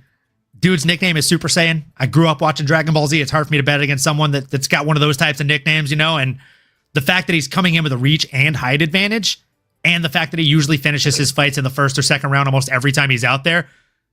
I mean, it's a recipe for disaster for a guy, Kiefer Crosby. I know Dublin needs a win. I just don't think they're going to pick one up on Saturday. Sterling, how do you see it playing out, brother? I'm going to Raji on this, boys. I'm starting to honestly feel like Kraken hates China. I don't think Kraken has picked one guy from China. No. If it was Adesanya, he wants us to be the next Canada card where all the Canadians lost. Bro, I'm waiting on this main event to see who he goes with. That's really going to solidify to me who the fuck Kraken really fucks with or not. And honestly, it's definitely not China. But I'm going to have to go with the Chinaman on this one, boys. I'm just gonna echo what y'all have said, bro. Y'all come through with this banger ass analysis, but this is gonna be a fun fight. But I'd rather it be switched though with Loner and Charles Johnson. Charles Johnson and Loner should be in this position. I think they should be where they're at in the card. I agree, man. I definitely agree. If bro's nickname is Super Saiyan, I'm picking him too, Olin. Thanks, Alex. Like, come on, bro. Like, if dude is brave enough to call himself Super Saiyan, you know people are gonna make fun of you for watching anime. You better damn well be fucking Super Saiyan out there when you walk out there. So yeah, I'm with him. I'm with him all day. And what's up, Useless? I don't know if we responded to you in the chat. Hope you're having a great day. Hope you're having a great day. He also said fruit punch is the best Capri flavor. I would say it's probably my second favorite. I'd probably say Pacific Cooler and then fruit punch. Pacific Cooler just tastes like childhood, man. Dog, Pacific Cooler just tastes like fuck my face. Like, it is incredible. Hey, it's a fun one. Speaking of fun ones, we have a flyweight bout to discuss, boys, between Sumo Darji and Kevin Borjas. This is just a fun ass fight, and I think it's going to be exciting for as long as it lasts. Yeah. But before we jump into these breakdowns, I got to agree, right? Like, I saw it in the chat. I heard multiple people say it about this last fight. I don't think that last fight, whether you're going Dublin or China, goes the distance. I think it's going to end under 2.5. You can get that at plus odds, plus 130. So I'd be remiss if I didn't tell you about that. Put a unit on it to get 2.3 back. You don't even have to pick a side, folks. As long as you think this one's going to be exciting and end with 2.5 minutes or more left on the clock in that last round, you should take the under on that. But we're talking about a new fight now. We're talking about Sumo Darji and Kevin Borjas. So I'm going to go to S-Dogs first on this one. How do you see this one going, my guy? Do you see China taking it home? Or do you see the win going all the way back to Brazil? Boys, this is going to be a fun-ass fight. This is going to be that bump in the card that we need, because this potentially could be a lot of decisions going into this main card. But this is going to be a scrap, man. Sumo Darji just comes out here and puts on fucking wars, bro. He's a true killer, be killed kind of guy. I got to go Sumo Darji on this, bro. I think he's going to come out here and absolutely deliver a fucking war. But, boys, I'm waiting to hear y'all's analysis and Kraken. Is this going to be the first fucking Chinaman that you go with, brother? Hell to the fuck no, man. I'm going Kevin. I'm going for Kevin, bro. I'm giving for Kevin. Bro. Listen, bro. Listen. Kevin, like, bro, like, we have to remember, bro. These guys are fighting for their careers, bro. These guys are fighting for their careers. And Kevin is currently on a one-fight win streak. He's had 2 losses. You know, so it's that, like, you don't once you get home, you don't want Uncle Dana giving you like your stats and like pulling them out on the big screen and be like, yo, dog, like, look at your record, you know, it's all red, like, ever since you came into the UFC, you know, like, he has that dog in him, man. He has that dog in him because, like, he's won with decisions, you know, he's won with decisions, he's won with knockouts in his previous his previous promotions that he's fought in, you know, and he I think personally his fight with Ronald Rodriguez kind of like made him understand that, like, you need to be willing to slug it out and get the unanimous decision personally. So I'm going for Kevin Borjas, bro. Yeah. Peru. Let's go. There's gonna be a war, bro. Hola. Yeah, I'm gonna be going with Borjas as well. Look, these are all everybody. Both of these guys are, Energy's babies. You know, what I'm trying to say. These are his sons right here, man. Yeah, I don't know how they hire up on the card. To be fair, 1000%. You know, I digress. I'm gonna go with Borjas here. I think Borjas has a lot more to offer in terms of, just being busy, being relentless, just looking for that grappling, taking the fight down to the ground. And I mean, if he has to stand in there and set up some shots to get takedown and secure it that way, then he can do that as well. And I don't think Simidaji is going to do any goddamn thing to stop him. We've seen the likes of Van and Energy put these guys away, man. So for me, this is an easy decision for me. I'm going to be going with Borjas on this one, man. Yeah, definitely. Borjas. Yeah. What are you thinking? This one is tricky because Sumiderji is just he hasn't been winning. Like Ola said, Charlton G's Johnson, Matt Schnell. Only person he's beat recently is Mitch Raposo, but he is more experienced with 17 wins, whereas we've got Bojas, who's not that bad, 10-3, but one win in his last 3. We've got the 2 Birdmen. We've got El Gallo Negro, the Black Rooster versus the Tibetan Eagle. One can fly and one can't. I'm going to go with the one that flies. I'm going to go with the Tibetan Eagle in Sumaderji. Let's go. It's China. Let's not forget this, gentlemen. It's a wonderful country, but they do some bad things sometimes. It's China. I'm going China. I'm with you, man. And you get Borjas at dog money right now, bro. I think this might be one of the last times we get this man at dog money. He's plus 142 currently. And again, like you can bet this man at plus 142. 1 unit gets you 2.42 back. I think I'm going to do exactly that, right? $25 makes 60, 50. I'm putting a unit on it. I think Kevin Borjas should win this fight anywhere it goes. Worst case scenario, he's getting outstruck on the feet. He should be able to utilize his takedowns and his grappling. I think it was Kraken that said it best. In his previous fight against Ronaldo Rodriguez, right? Like I think he learned a lot. He lost that fight, he won that fight, but he outstruck his opponent to win that fight. Everybody picked against him. I was the motherfucker that picked him to win that fight, and he did it in a mad fashion. Thanks for bringing that up. And he didn't even have to take him down. If he would have tried, he didn't even attempt to take down Ola. If he would have attempted a takedown, it would have been domination from pillar to post. Right? Because that was Ronaldo's only fucking hope. He shot 5 takedowns and only got 1 of those. Ronaldo if Kevin shoots a takedown, had a lot of hype coming in. A lot of hype coming in after that UFC Mexico card, bro. If this guy comes out here and is able to take down his opponent in Sumaderji is going to look like a fish out of water. Sue was winning that fight against Matt Schnell, who's my guy. Right? I got 2 autographed cards from him back there. Dude's a fucking beast. And Matt Schnell ended up triangle choking him from the bottom. So after what I saw, getting knocked out on the feet like 4 times in the fight continuing. So if someone can beat you after you knock them out multiple times in a fight, what the fuck is Kevin Borjas going to do to you, bro? You scared me. I think Kevin's going to go out there and do bad things. Speaking of doing bad things, heavyweight bout. These big boys are coming in to bang. Big boy bangers. Talking about Sergey Pavlovich, the Russian hammer, coming in against Waldo Cortez Acosta. You know I'm talking about Salsa Boy.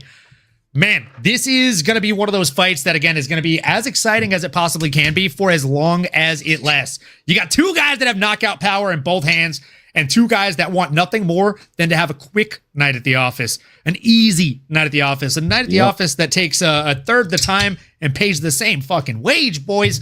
These guys want to go out there and get an early finish. And I don't know which side it's going to be on, but I'm definitely leaning towards one side over the other. Folks, we've got over 60 of you watching right now. If you're drinking, raise one up with us and drink with us. If you're smoking, do that. If you're doing none of the above, that's fine too. Raw dog, a big, deep breath of fucking oxygen, folks. And cheers to you. Let's go. And like, comment, subscribe. Zen, pop it. If you got a full Zen, pop it, son. Boys, who's taking this one? This is a fun one to talk about. It's you, brother. It's you. All right, I'll go ahead and get into it because I know you boys are about to break it down. I see Yao yawning too, so I know Yao's about to go ahead and get into this fucking aggressively. But boys, I'm going with fucking Sergey Pavlovich. I think this is a super fun fight. We haven't. Ola, do not do that. Don't do that, Ola.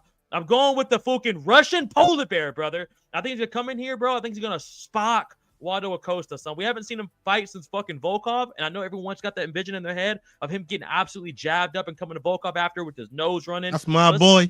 That's my boy. Volkov's a bad motherfucker. He's a bad motherfucker. But hey, never forget Derek Lewis. But you gotta understand, dog. Waldo Acosta, he has not fought a motherfucker that hits as hard as Sergey. I know he's a super fast dude, super good on his feet. But if that motherfucker gets touched by Sergey, I mean, let's not forget what he did to Derek fucking Lewis, Taitu Avasa, fucking everybody on his run up, bro, was sparking everybody. Then met Big Tommy. Tommy knocked him out, and he got Volkov. So those are 2 monsters to fight, bro. I'm gonna go Sergey, and I'm gonna see who the rest of you boys got on this. But I think this is gonna be an absolute war.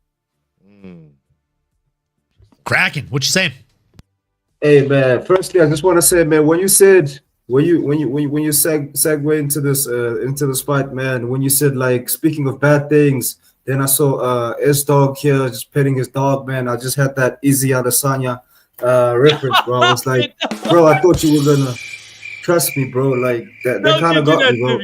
Don't you do that to me, Kraken. I'm taking shots for no reason lately, and I'm not fucking appreciative of it, all right? Don't do that to me. Hey, Bro, Sterling, trust me, bro. is that how you get down? Do we got Hey, we hold gotta on. get Hold on. We're just getting ready for that sacrifice. do we brother. gotta get Peter over there to you, bro? Nah, Do we hold gotta on. get Peter over there? Hold He's on. talking about sacrifices, dog. He's talking about sacrifice. No dogs were harmed in the making of this prediction show, folks. No dogs were harmed, people, but it is my religion. I am a Mohican African brother. And Kraken, what were you saying about Sergey Pavlovich? Yeah, man. No. I'm saying, bro. Like, I think the fight between Sergey and Volkov kind of broke him. You know, like he'll never be the same. You know, he'll They never be weren't the friends, same. though. They were boys. They were Yes, boys going yeah, into it. definitely. That's the thing. Imagine getting laced by your friend, man. Like, what title aspirations that give you? You know, what title aspirations that give you? Because that means if he wins, if your friend wins, and you are trying to win, you're gonna face him again, and he's laced you so many times. You've tasted his leather countless times, brother. So personally, I think this one is going to Waldo because Waldo is like he's not younger, he's older than but like I'll say he's like a breath of fresh air, man. Like when Sergey came in, bro, like he was just starching people, like just I was on his hype train, bro. I was on his hype train until he got his cheeks clapped, you know, like Sterling's dog here. So trust me, bro. So trust me, bro. Like this, like Waldo. Sterling, what you like, did to your dog, bro? Hey, this is not about to become a thing. This is not to become a thing, bro. Hey, dogs, what you did to the dog, dog? Hey, dogs, what you did to the dog, dog? Nah, bro, we're killing this bullshit rumor right here, people. This is not gonna move on. I understand. Oh my god. Yeah, I understand, bro. And I definitely understand why Kraken picked Sergey Pavlovich. I appreciate you for that, Kraken.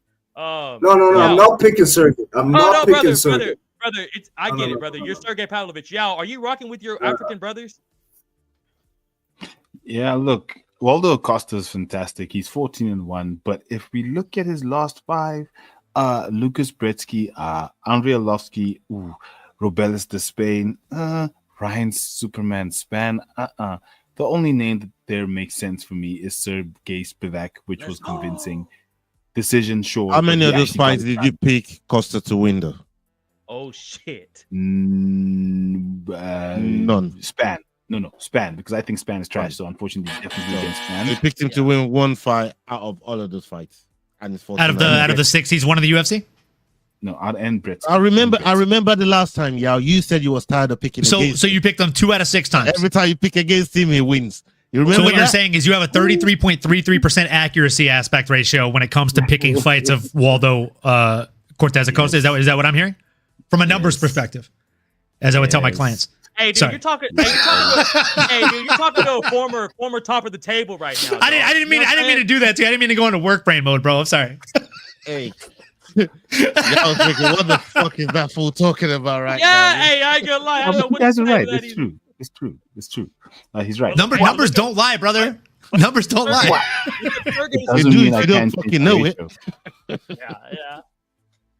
So look, I'm going to go with Pavlovich. I think, getting starched by Aspinall and Volkov, it's tough. That's very tough. But he came back against Rosenstrike. Sure, Rosenstrike since left, went to dirty boxing. Great. But I think he's ready to get back into it. I think he's ready to get back to the level that puts him back in title contention. Contention. English is was right the first time. Thank you so much. Title contention, like he was when he lost to Aspinall. I think this is the fight that we get to see him and we say, okay, well, maybe he should be number 6. Maybe get him a top 3. Maybe look at him being birthed in another number 1 contender. Let's see. So I think he gets it done over Acosta. I think, yeah. Although what Acosta did to Spivak for me, it's almost convincing. But I'm going to go with Pavlovich. Okay, you just stuck yourself out of a good win, man. I'm gonna go with Costa here, man. Every time I pick against this guy, he finds a way to get these crazy wins. I don't know how he does it. I don't know how he pulls it out of the fire. I've been on the losing end of Acosta since this pain, and I carried on. I'm learning my lesson. You know what I'm trying to say. So even if, for whatever reason, this ends up being a reverse pick where I picked him and then he goes and loses. I kind of get what I want. You know what I'm trying to say? So that's a good point. that's how I'm approaching this one. So yeah, that was me with DDP. I didn't pick DDP his whole entire career. I finally fucking go with him, and then he fucked me. But I'm gonna go with that concept and that logic. I'm still technically up on DDP. I bet 10 units on him this last fight. Is this fucking somebody though, boys? See how is this fucking somebody? What is this? No. That's pitter patter, pit pit, brother. You get a motherfucker in side control and you want to do this? But with all due respect, Sterling, if I'm on top of you and I'm doing that annoying thing for 25 minutes and you can't get up, that's on you. Yeah. Definitely. Like, respectfully. I say that as a DDP fan, bro. But respectfully, that's on you, bro. You got to learn how to get the fuck up. We saw DDP saying he was trying to fix some other hoes that we shall not mention on this show, and he said, Hamza said, I like that, brother. I'll be honest, like I don't understand why he didn't try tickling his fucking feet or like gripping his like Achilles or like just getting dirty, bro. DDP admitted to sticking his finger in his ass, dude. He tried. He tried. I just don't think he was trying the right things, brother. I don't think he was trying the right thing. When it comes to Waldo Salsa Boy, though, like I chose this guy this year or this season on our fantasy UFC team. He's my heavyweight, so I gotta back Salsa Boy in this one. And look, man, I saw how many points he got in that last time he fought a dude named Sergey. I'm hoping it goes the same way. I think it will. I think Sergey is one of these guys that has power in both hands. He's got speed in both hands, but he's also proven to be slightly a bit of a glass cannon, right? And if you look at the way that people are betting on this when it comes to Tapology, 3,418 community picks on Tapology, and 81% of them are going with Sergey Pavlovich. 81.4% of that 81% are going with Pavlovich inside the distance via way of knockout. I'm against all of these fucking people. I think they did not understand the mission. I don't think they read the fucking the case studies. I don't think they did the tape study. I hear what all you guys are saying, right? Like S-Dogs, you said he hasn't fought anybody with real power. I would tell you that power is the last thing to go, especially in a heavyweight fighter. And this guy went out there and beat Tai Tuivasa. He went out there and beat Curtis Blades. He went out there and, this is Sergey. Sergey did that. But I was about to say. Waldo went out there and beat Sergey Spivak. And not only that, he got a unanimous decision on him. Made it look pretty fucking easy. Let's be real, boys. Pavlovich Sergey Spivak is not knocking people out. He's a wrestler, judo guy. So Andrei Arlovsky doesn't have knockout power, and you think that's completely gone? He's 70. Doesn't matter. Power's the last thing to go, brother. I love 70. Come on, bro. Bro, as much as that was, I still picked Arlovsky to beat fucking Costa. Exactly. He didn't do it. Most people did.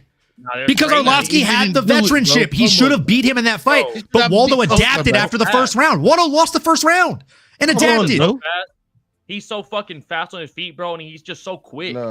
Sergey? I think you're not Yeah, that's my point. I think people are not watching Acosta, man. I think you guys. That's exactly my point, Ola. Like they're not watching what he did in that fight. He dropped the first round. To be able to drop the first round against a UFC veteran with that much experience and come back and change your entire game plan, come back and win the next two rounds and win a unanimous, not a split, a unanimous decision.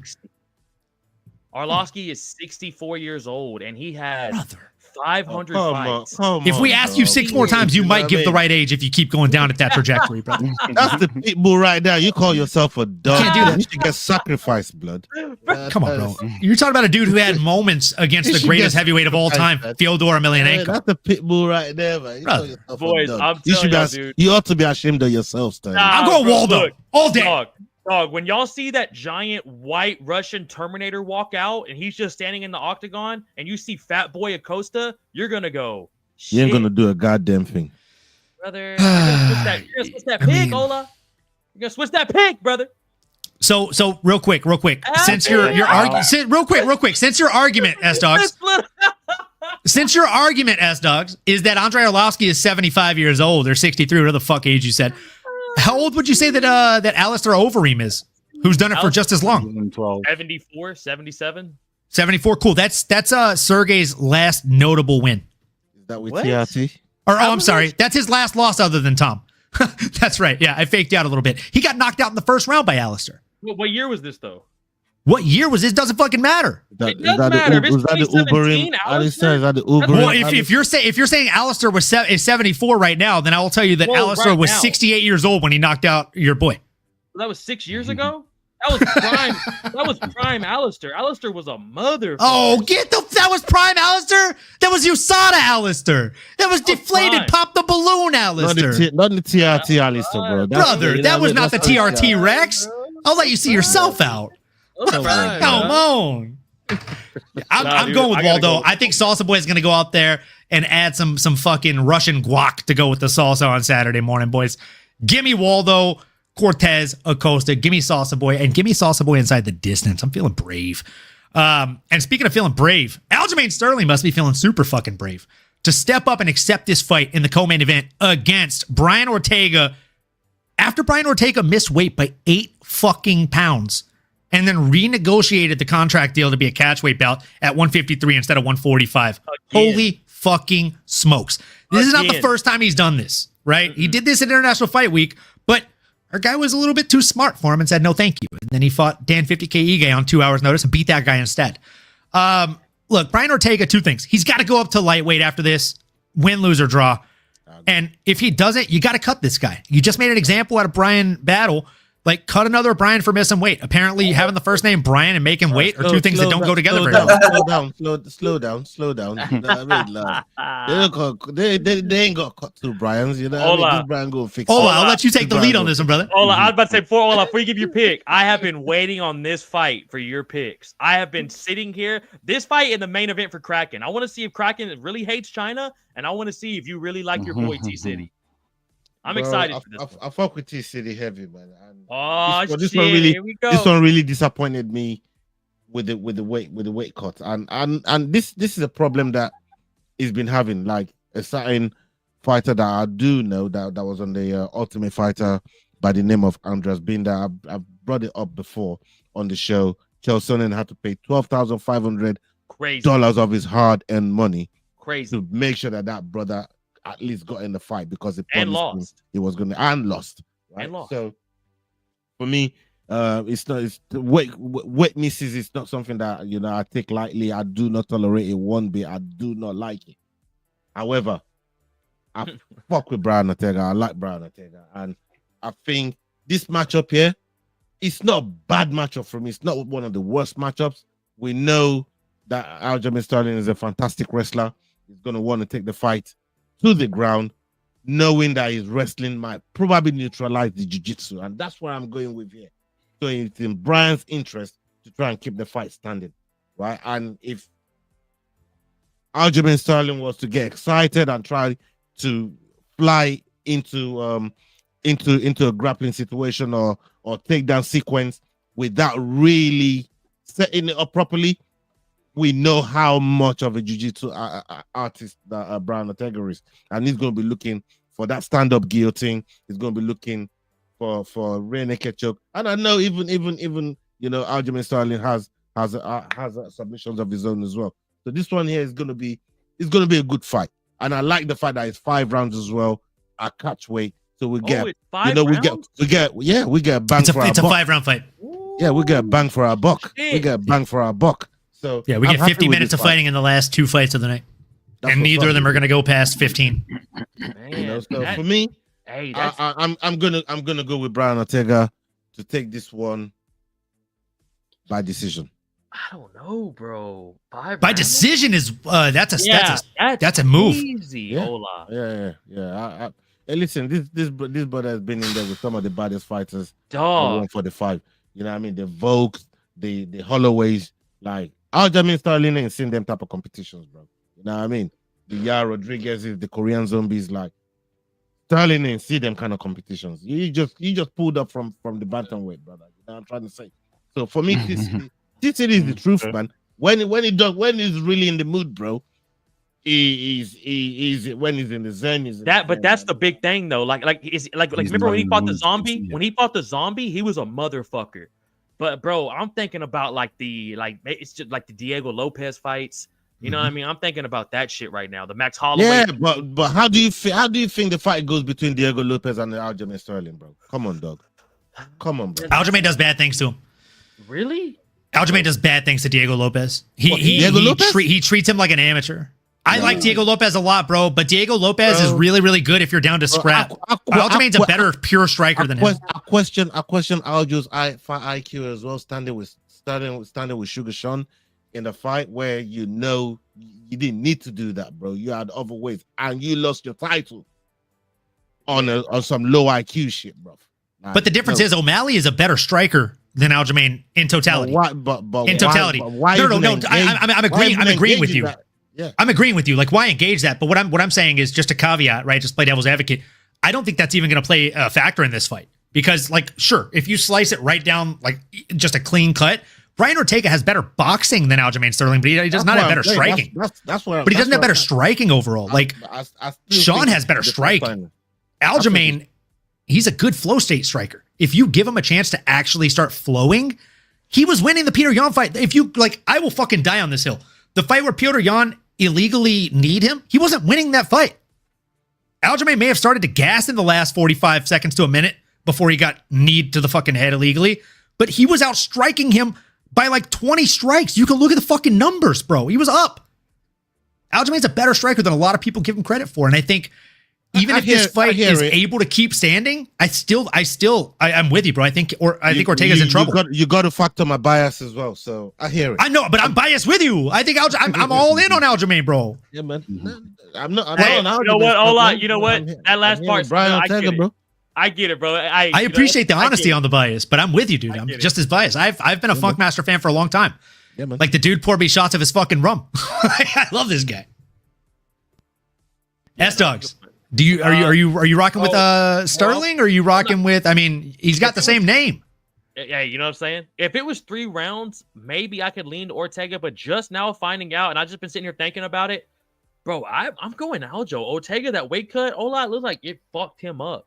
And bro, I think the last time we saw him still in a catch weight, bro. He didn't cut the weight. If you cut the weight to 145 and look like shit, I would say yes. But he's got 8 pounds. It's 153 and he still looks like ass, bro. Thank you. And Alex Pip said real quick, I just got to address this comment. Rehydrate, man. He's going to rehydrate, bro. So I got to address this comment real quick. Alex Pip said, I heard Ortega fell out. Is the fight still on? He looked terrible at the face-offs. So those face-offs happened after you heard the fight fell off. They happened after they renegotiated the entire thing. He cut all his hair off. Yeah, because Brian Ortega is smart. He might not be smart when it comes to nutrition and cutting weight, but he's very smart when it comes to money. He knew he wasn't going to make weight, so he had his management team call Aljamain's management team. They reneged the fight to take place at catch weight at 153. Aljamain agreed, which means that Brian Ortega is not even going to be out 30% of his show or win money. They just renegotiated the contract of the fight. Which is kind of fucked up because you think about it's extremely fucked up. Because you think about Mashepa had a Wonder Boy, they didn't even pay Wonder Boy, and listen, if Aljo loses, who you blame? But again, that goes back to Wonder Boy, right? Because Wonder Boy didn't renegotiate the fight for a catch weight. Are we blaming Ortega or are we blaming Aljo for taking the fight? Exactly. If Aljo loses, it's not Brian's fight, or it's not Brian's fault. It's Aljo's fault for taking the fight. Like we saw Diego deny the fight on International Fight Week. It's his biggest opportunity, his fucking UFC career of his life, probably, and he said no, thank you. Because that guy is 6 pounds heavier than me, and there's no chance. Yeah. So what? Fun fact: if you don't renegotiate the contract, a commission will not let a fight continue if you are more than 3 pounds over. If you hit the scale at 4 pounds over the cutoff, the fight is off. Halfway for me, I say Aljo going for grappling, man. You know what I mean? Because I agree. He's got to utilize at the heavier weight. Yeah, bro. And I just think he's a bit more stronger than Ortega, dog. Yep. That's what I'm thinking about. If it does go to the ground, which is like usually where T-City gets that shit done, bro, I think Aljo's a bit more stronger and a lot younger than, maybe not a lot younger, but a little bit younger than Ortega in fight years. If he locks that shit in, oh no, don't get me, bro. We saw Volk. Bro, he ain't getting out, bro. Bro, he almost choked. I wouldn't be surprised if Aljamain triangle chokes T-City in the second round. Are you fucking joking me? I want to go over 25 on this shit. I'm really not. I'm not putting a fucking straight bet on a triangle choke. I'm not doing how drunk are you, fucking guy? Said, bro. Fucking guy's been dipping into the Ray and nephews between takes right now, apparently. He has been dipping into the Ray and nephews. Sheesh. Kraken, how do you see this one playing out, brother? Go ahead, Kraken. Yeah, man. Personally, I'm not really impressed with TC's pretty boy antics, to be honest, man. Like he's like he can't even string up a good win streak to save his life, you know. Like I think The way Alexander Volkanovski escaped that submission attempt of his, like it just, I would say, ruined his title aspirations because it showed like though, like you're not that guy, you know. Like he's cool, he's fun. I would say he's like I was gonna disrespect Max Holloway, but like Max Holloway has proven himself to be one of the GOATs, you know, like personally. So I would say he's like a Brock Lesnar, you know. He's just there for the money personally, and he's just a show and tell, you know. Like once you put him into a really good fight against a good fighter, he crumbles, you know. He crumbles. He doesn't have that dog in him, and like him not making weight, that's the thing, bro. It's like, what the fuck are you doing if you're not gonna make weight, you know? Like, because primarily, dog, all the fighters that I've talked to always say the hardest thing that literally prepares you for the fight is the weight cut, you know, because like it's such a grueling process that you have to go through. And the mere fact that he literally renegotiated with Aljamain Sterling's management so that they don't have to suffer for that. It's like, did you even earn this fight? You know, like, did you even earn this fight?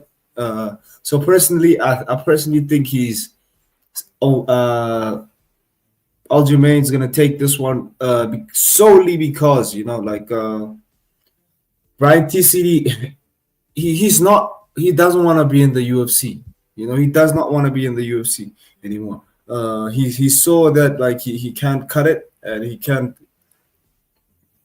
But like Aljamain Sterling has had a taste of gold and he's looking to get back his road to redemption. You know, he has his longtime friend, which is I was just gonna bring that up, bro. When Rob, like seeing Rob says too, probably like fuels you.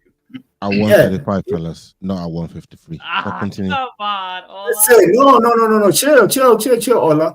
Come on, Ola. Bro, this is what I'm saying. That like, Ola, do the math. 135, 153. Like, do the math, bro. Like, he might retire after this fight, bro. Bro, stop talking shit, bro. Stop talking shit, bro. But yeah, man, like O'Malley is looking to have that title aspirations, and like I love the fact that he's making like our friends with the enemies. You know, he's learning from the Shane O'Malley's. You know, he's learning that like unorthodox clean strike. So you know, so him being in such groups, it's that thing of, yo, dog, like he's willing to learn, so he's still hungry. You know, he's still hungry, and I think personally, Funkmaster has like a long way to go. You know, in the UFC. So yeah, what you got? By son. Look, I'm saying grip him, rip him, and backpack him. Sterling all the way. There's no question. That's what Sterling does. We know Ortega's good with the jits, but I think Sterling's just on another level. Heavier weight class. Ortega's looking chubby, but he's still got the skills. But grip him, rip him, backpack him. That's what we're gonna see. Come on, that's baby. How that fight's gonna end. Aljamain all over the back of T City, just hand fighting, just doing the Drickus. Let's call it that. Just trying to hand fight his way out of that fight. It's not gonna work. He got him. Nah, bro. Okay. Boys, main event, boys. Who's everyone feeling for this main event? Let's start off with Big Ola, son. Ola, who you got, son? Yeah, man. We got Johnny Walker versus Miyang Zhang. Miyang Zhang coming in with a record of 19-6, and we got Johnny Walker with a record of 21-9. Both of these fighters are going to be fighting in the 205 division. Bro, I'm going with Zhang on this one, bro. And I know the Walker brothers, I got vendetta against them for what they did to my boy, the Chuku. That was fucked up. And that was fucked up what the other Walker did to my boy. Oh, bro, that heel hook shit is that heel hook was fucked so up, delicious. bro. You know what I mean? That shit is crazy. Was messed up, man. So yeah, I want revenge on one of these Walker brothers, man. I don't blame you, bro. Mine is revenge motivated, man. I'm going with Zhang on this one, brother. I don't blame you, bro. Yeah, who you going with, son? Look, I don't think it's going to be revenge as such, because if you're really wanting revenge on the Johnny Walker, I mean, that's not good enough, bro. Like, I it's don't Johnny care which Walker. walker gets it, man. Any walker can get it, bro. Even the day walker. Hey, whoa. Hey, You said it, man. You said it. hey, You said it. You hey, said it. hey, I don't want none of this fucking Any smoke, of the Brazilian walkers can get it. How about that? bro. I don't want none of this smoke. You nearly got me, the cracker. You nearly got me, man. You nearly That got was me. smooth. That was smooth. It was close. You was close. You nearly That was got me, bro. Look, Yeah, I'm continue. gonna stick with the mountain lion here, Let's Zhang. go. We saw the very strange draw between him and Ank, and then Ank came back obviously to absolutely starch him. Uzdemir killed him with that. I mean, he literally is my favorite knocked out artist. He just gets Jamal knocked out Hill. so entertainingly. He's your favorite the knocked out artist? Yeah, I was about to ask. He's my favorite guy I've ever seen get knocked out in the I mean, UFC. hey, He hey, literally has Jamal Looney Hill. Tune knockouts. Jamal Hill's knockout. Every time he gets knocked out, it's like, whoa. When I first saw the Yeah. Jamal Hill knockout, I thought it was a meme. I thought someone had used AI. And then I found out it was real. I was like, never. How? He's is the this only dude that possible? you can bank on. Like whether he wins or not, there's gonna be some Looney Tune shit happening in the fight. Even if he's trying to do the worm and hurts his arm after the win. The point Crazy. is, definitely my favorite knocked out artist, my favorite Looney Tunes fighter other than DDP. So for that reason, I'm going with Zhang all the way because I can't wait to see Johnny Yeah. Walker get knocked out again. Like, I can't wait for it. Love it. Kraken. Who are you going with, dog? Crack. Black Dragon, China inside, Let's go, bro. Africa outside. Let's go, China bro. inside. Really? Going with This guy you picked against Chinese all goddamn night. I All of know, a sudden, No, bro. I Yeah, cannot all of a believe sudden, he it. wants to be There's a talking little Black snake like Dragon that. this, Black I Dragon did- that. You know what I mean? Hey man, Unbelievable. I'm there's a an little animal. snake in the I'm grass. an animal lover. I'm an animal lover, bro. But like not like Adesanya and Sterling. Trust me. Nah, don't fucking Um, throw me in there, bro. Don't throw me in there, But like, bro. yeah, man. Yeah, Johnny Walker, man. Like Johnny Walker's career has just been like an up and down roller coaster, man. Like from getting knocked out by Jamal Hill to like being in the desert. You know, like come on, bro. He got beat by Paul Craig, Anthony Smith. Like, bro, like he's like recently he lost to like a couple good fighters. Yes, I'm not considering Volkan Uzdemir, like Volkan no time Uzdemir, a good fighter, but like he lost to our current champ, you know. But Zhang, I haven't seen Zhang's fights, but like I know they're kind of pushing him to be like the next great Chinese champion. But like also his age is really like playing a huge role in this because he has like 4 more years till he reaches his prime. And yeah, personally, man, I would say let me go for Zhang. You know, let me go for Zhang because yeah, they're gonna push him. They're gonna push him like that. Yeah, bro. I think it's gonna be a full house. It's so hard to go with Johnny Walker on this, bro. Knowing how easy he gets knocked out, and then you fight a guy named the fucking Mountain Tiger who has 17 or 19 fights in the UFC, not in the UFC, but in his pro record, undefeated, all fucking first round finishes. Like this dude's a fucking monster, especially after seeing what he did to my boy Anthony Lionheart Smith. Bro, I gotta go with Zhang on this one, boys. This should be a full house. I can't take anybody with Johnny Walker's chin over this, bro. I think Zane's gonna maul this dude. I think the record And stands. listen, Anthony Smith wanted to get punished. Zhang obliged. Ah, bro. He obliged. Facts, brother. It was bro. bad. It was tough to see. Stop, bro. Hey, future Hall of Famer though, Anthony Lionheart Smith should have won the title against John Jones. Never forget it. But Olin, what you got, dude? Man, I gotta go with the house pick on this one. Look, Johnny Walker typically goes out there. He's a glass cannon, right? Like his jaw's cracked, but he's got power, so he can hurt you. The issue is the guy in front of him. I don't know that we've seen him actually get hurt like that, and I don't know that Johnny Walker's the guy to do it, bro. Like No. maybe if he gives him like 6 shots of Johnny Walker whiskey before the fight, that's his only path to fucking victory. But look, man, I mean, we got a guy that you've kindly said is nicknamed the Mountain Tiger. I mean, I got to go with the Mountain Tiger, bro. Like when I was a young child watching fucking Transformers Beast Wars, my favorite motherfucker was the dude that cameoed as the fucking White Tiger. You know what I'm saying? Tigatron. So I'm going with the Mountain Tiger. Yeah, I know you watch Beast Wars. I see you, bro. I see you, bro. That motherfucker, that Autobot fucked the Decepticon. You know what I'm saying? That dude was a fucking rider. Let's go, dude. I'm going with the Mountain Tiger on this one. I think he probably gets it done with a short left hook, if I'm being very specific. Johnny Walker likes to rush in, keep his hands down, and just throw. And if he does that with somebody like Mountain Tiger, he has this habit of the closer he gets, the more his hands come down, like you're seeing in the visual representation here. If he does that, he's just going to eat a left hook for his luck and fall forward. And we'll probably see another meme-like, Looney Tunes-like knockout, as it's been stated in the panel before. I really, really like this guy. I mean, he's minus 375, though, so he's making it very, very hard to bet on him. But where there's a will, there's a way, folks. And if you look at him by knockout, you can get him at minus 280, which isn't terrible. A lot steeper than I usually like to go, right? You'd have to bet a unit to get 1.35 back. So if you put 5 units on it, you're still only getting 6.78 back. 5 units to get 1.78 back in your pocket. Too rich for my poor ass blood, so I'm not going to be doing it. I'll stay away from this one from a betting perspective. If anything, I might chain together some parlays later in the night. If I do, I'll probably post those on the Twitter/X. So make sure you're following on there. Ola, I'm assuming you don't already have your parlays laid out, do you, brother? No, my parlays get done after I send the picks to Leroy.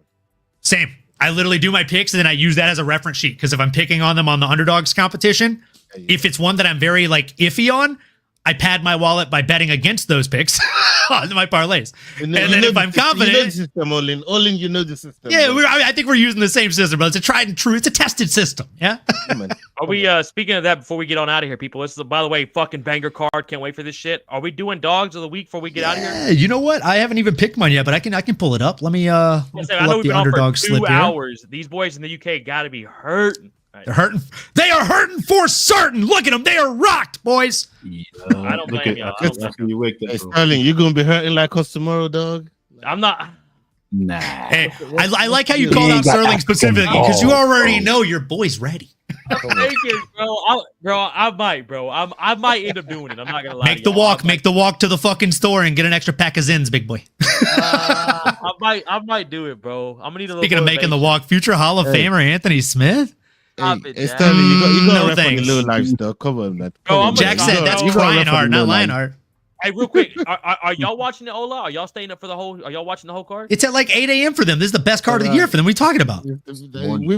We've had this once a year, bro. Like, come on. They get literally 2 of these every 365 days, big dog. They are having coffee and smiling at the carnage. Fuck, man. It's the start time's Yes, sir. what, 3 a.m. for us? That's right. Yeah. The start time for the prelims is midnight. So it'll be 2 a.m. for you and then 5 a.m. for the main card. But hey, what I would tell you is get a pack of Zens, take a nap during the day, right? Like say shortly after this, take a nap. And then you're going to want to pop a Zen to start the prelims. And then maybe 3 fights in, you start doing shots. Sterling is stressing like I was in front of my computer earlier on, bro. No. I don't know. Hey, Goddamn. I'm telling you, bro. I wish I could have filmed or been live for that, just to have that clip on, just to like watch when I'm having a bad day, bro. That was. But boy, I ain't gonna lie to y'all. I might do it, man.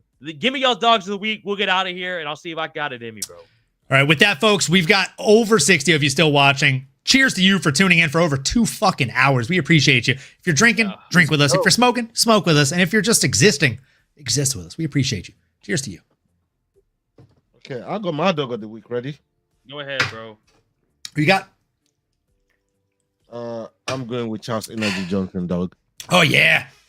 That's a good one. That's my dog of the week. That's a great pick. See, What about you, Yao? Mine's a bit trickier. It's a tough card to pick from. Lots of like niggly, sneaky little dogs. But I think my dog is gonna have to be, of course, the man from China in Mahasate, who I'm gonna take as my dog of the week. All right. You know what? No, give me Caldo. Actually, I'm gonna take Caldo. Ooh. I think that's a safer bet than. If you're Sterling, it'd be Kyle Dog Kiss. You know what I'm saying? Stop it. This is not a real thing. Kraken, you just started. Kraken, give me your dogs, bro, because you got me fucked up over here with mine. Apparently. Kraken wasn't lacking when he made that accusation. Stay away from my dogs, bro. Stay away from my dogs. I got Waldo, bro. Give me Waldo. give me Good one. Waldo, bro, because he's a really good. Yeah, you know, I'm trying to like at least like win some points, bro, because I'm like scraping the bottom of the barrel at the EFC prediction show. Because Yao is a fucking dictator, bro. He changes his picks. Yeah. Yao makes his picks after the fight ends, bro. After the fight ends, the judge. Yeah, he's using the dog bot. Yo, you dirty dog. You dirty fucking dog, bro. He's using Don't the listen dog to the bot. man who's rock bottom at the bottom and hasn't gotten a single point in 2 events. He's just hurting because he's not for certain about his picks.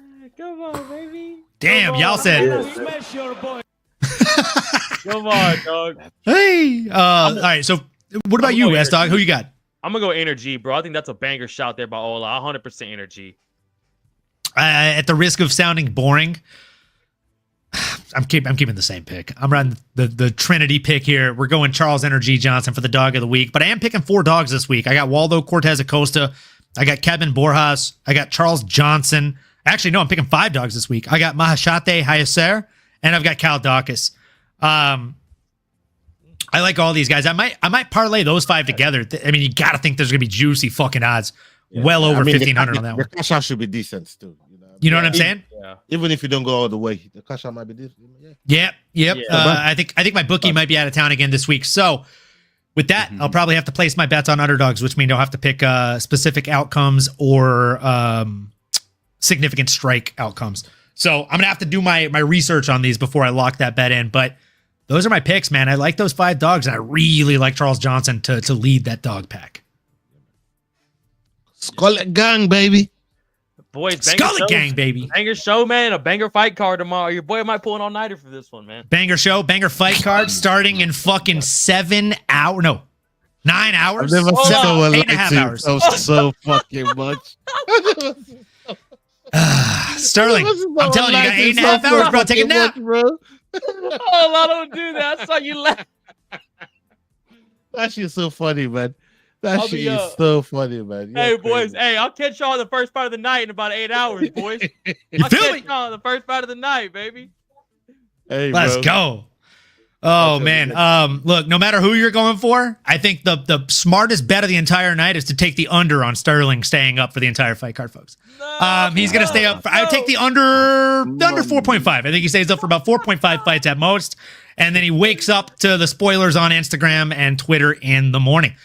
Folks, listen, we've been going now for 2 hours and 6 minutes. If you've been locked in, whether it's been for 2 hours and 6 minutes or just the last 30 fucking seconds, that's fine. We just hope that you rewind and watch the replay.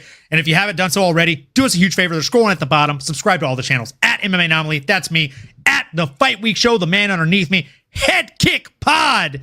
The bottom right, we got S Dogs MMA Talk to my right. And then to the far right, we got the man, the myth, the legend, the PFL Africa stud. Extreme Slap Sports. Make sure you give that man a follow too. Folks, we appreciate each and every one of you. If you're already following us, if you've already commented on the last few videos, that's great. We appreciate you even more for doing that. Smash that bell for notifications. Hit the comment on this one when we wrap up. And folks, we appreciate each and every one of you for tuning in. We look forward to seeing you each and every one of you next week. And if you do nothing I've asked you to do for the entire fucking show, that's fine too. If you're laughing at my bets, that's fine. All that I'm going to ask is that you do the last 2 things. I'm going to say it every fucking show, and I'll say it again this show. We ask that you keep on going and that you keep on growing, and we really hope we see you next time. Let's go. You've been listening to the MMA Anomaly Show. No filter. As you may have been able to tell, we dig the MMA, and our passion is to dive deep into the upcoming fights, give you our expert breakdowns, and help you make sense of all the chaos that is the fight game. We hope you've enjoyed the show. If you did, make sure to like, rate, and review. We'll be back soon, but in the meantime, make sure to find us on YouTube, Twitter, Instagram, and Twitch at MMA Anomaly. Be cool, and we'll see you next time.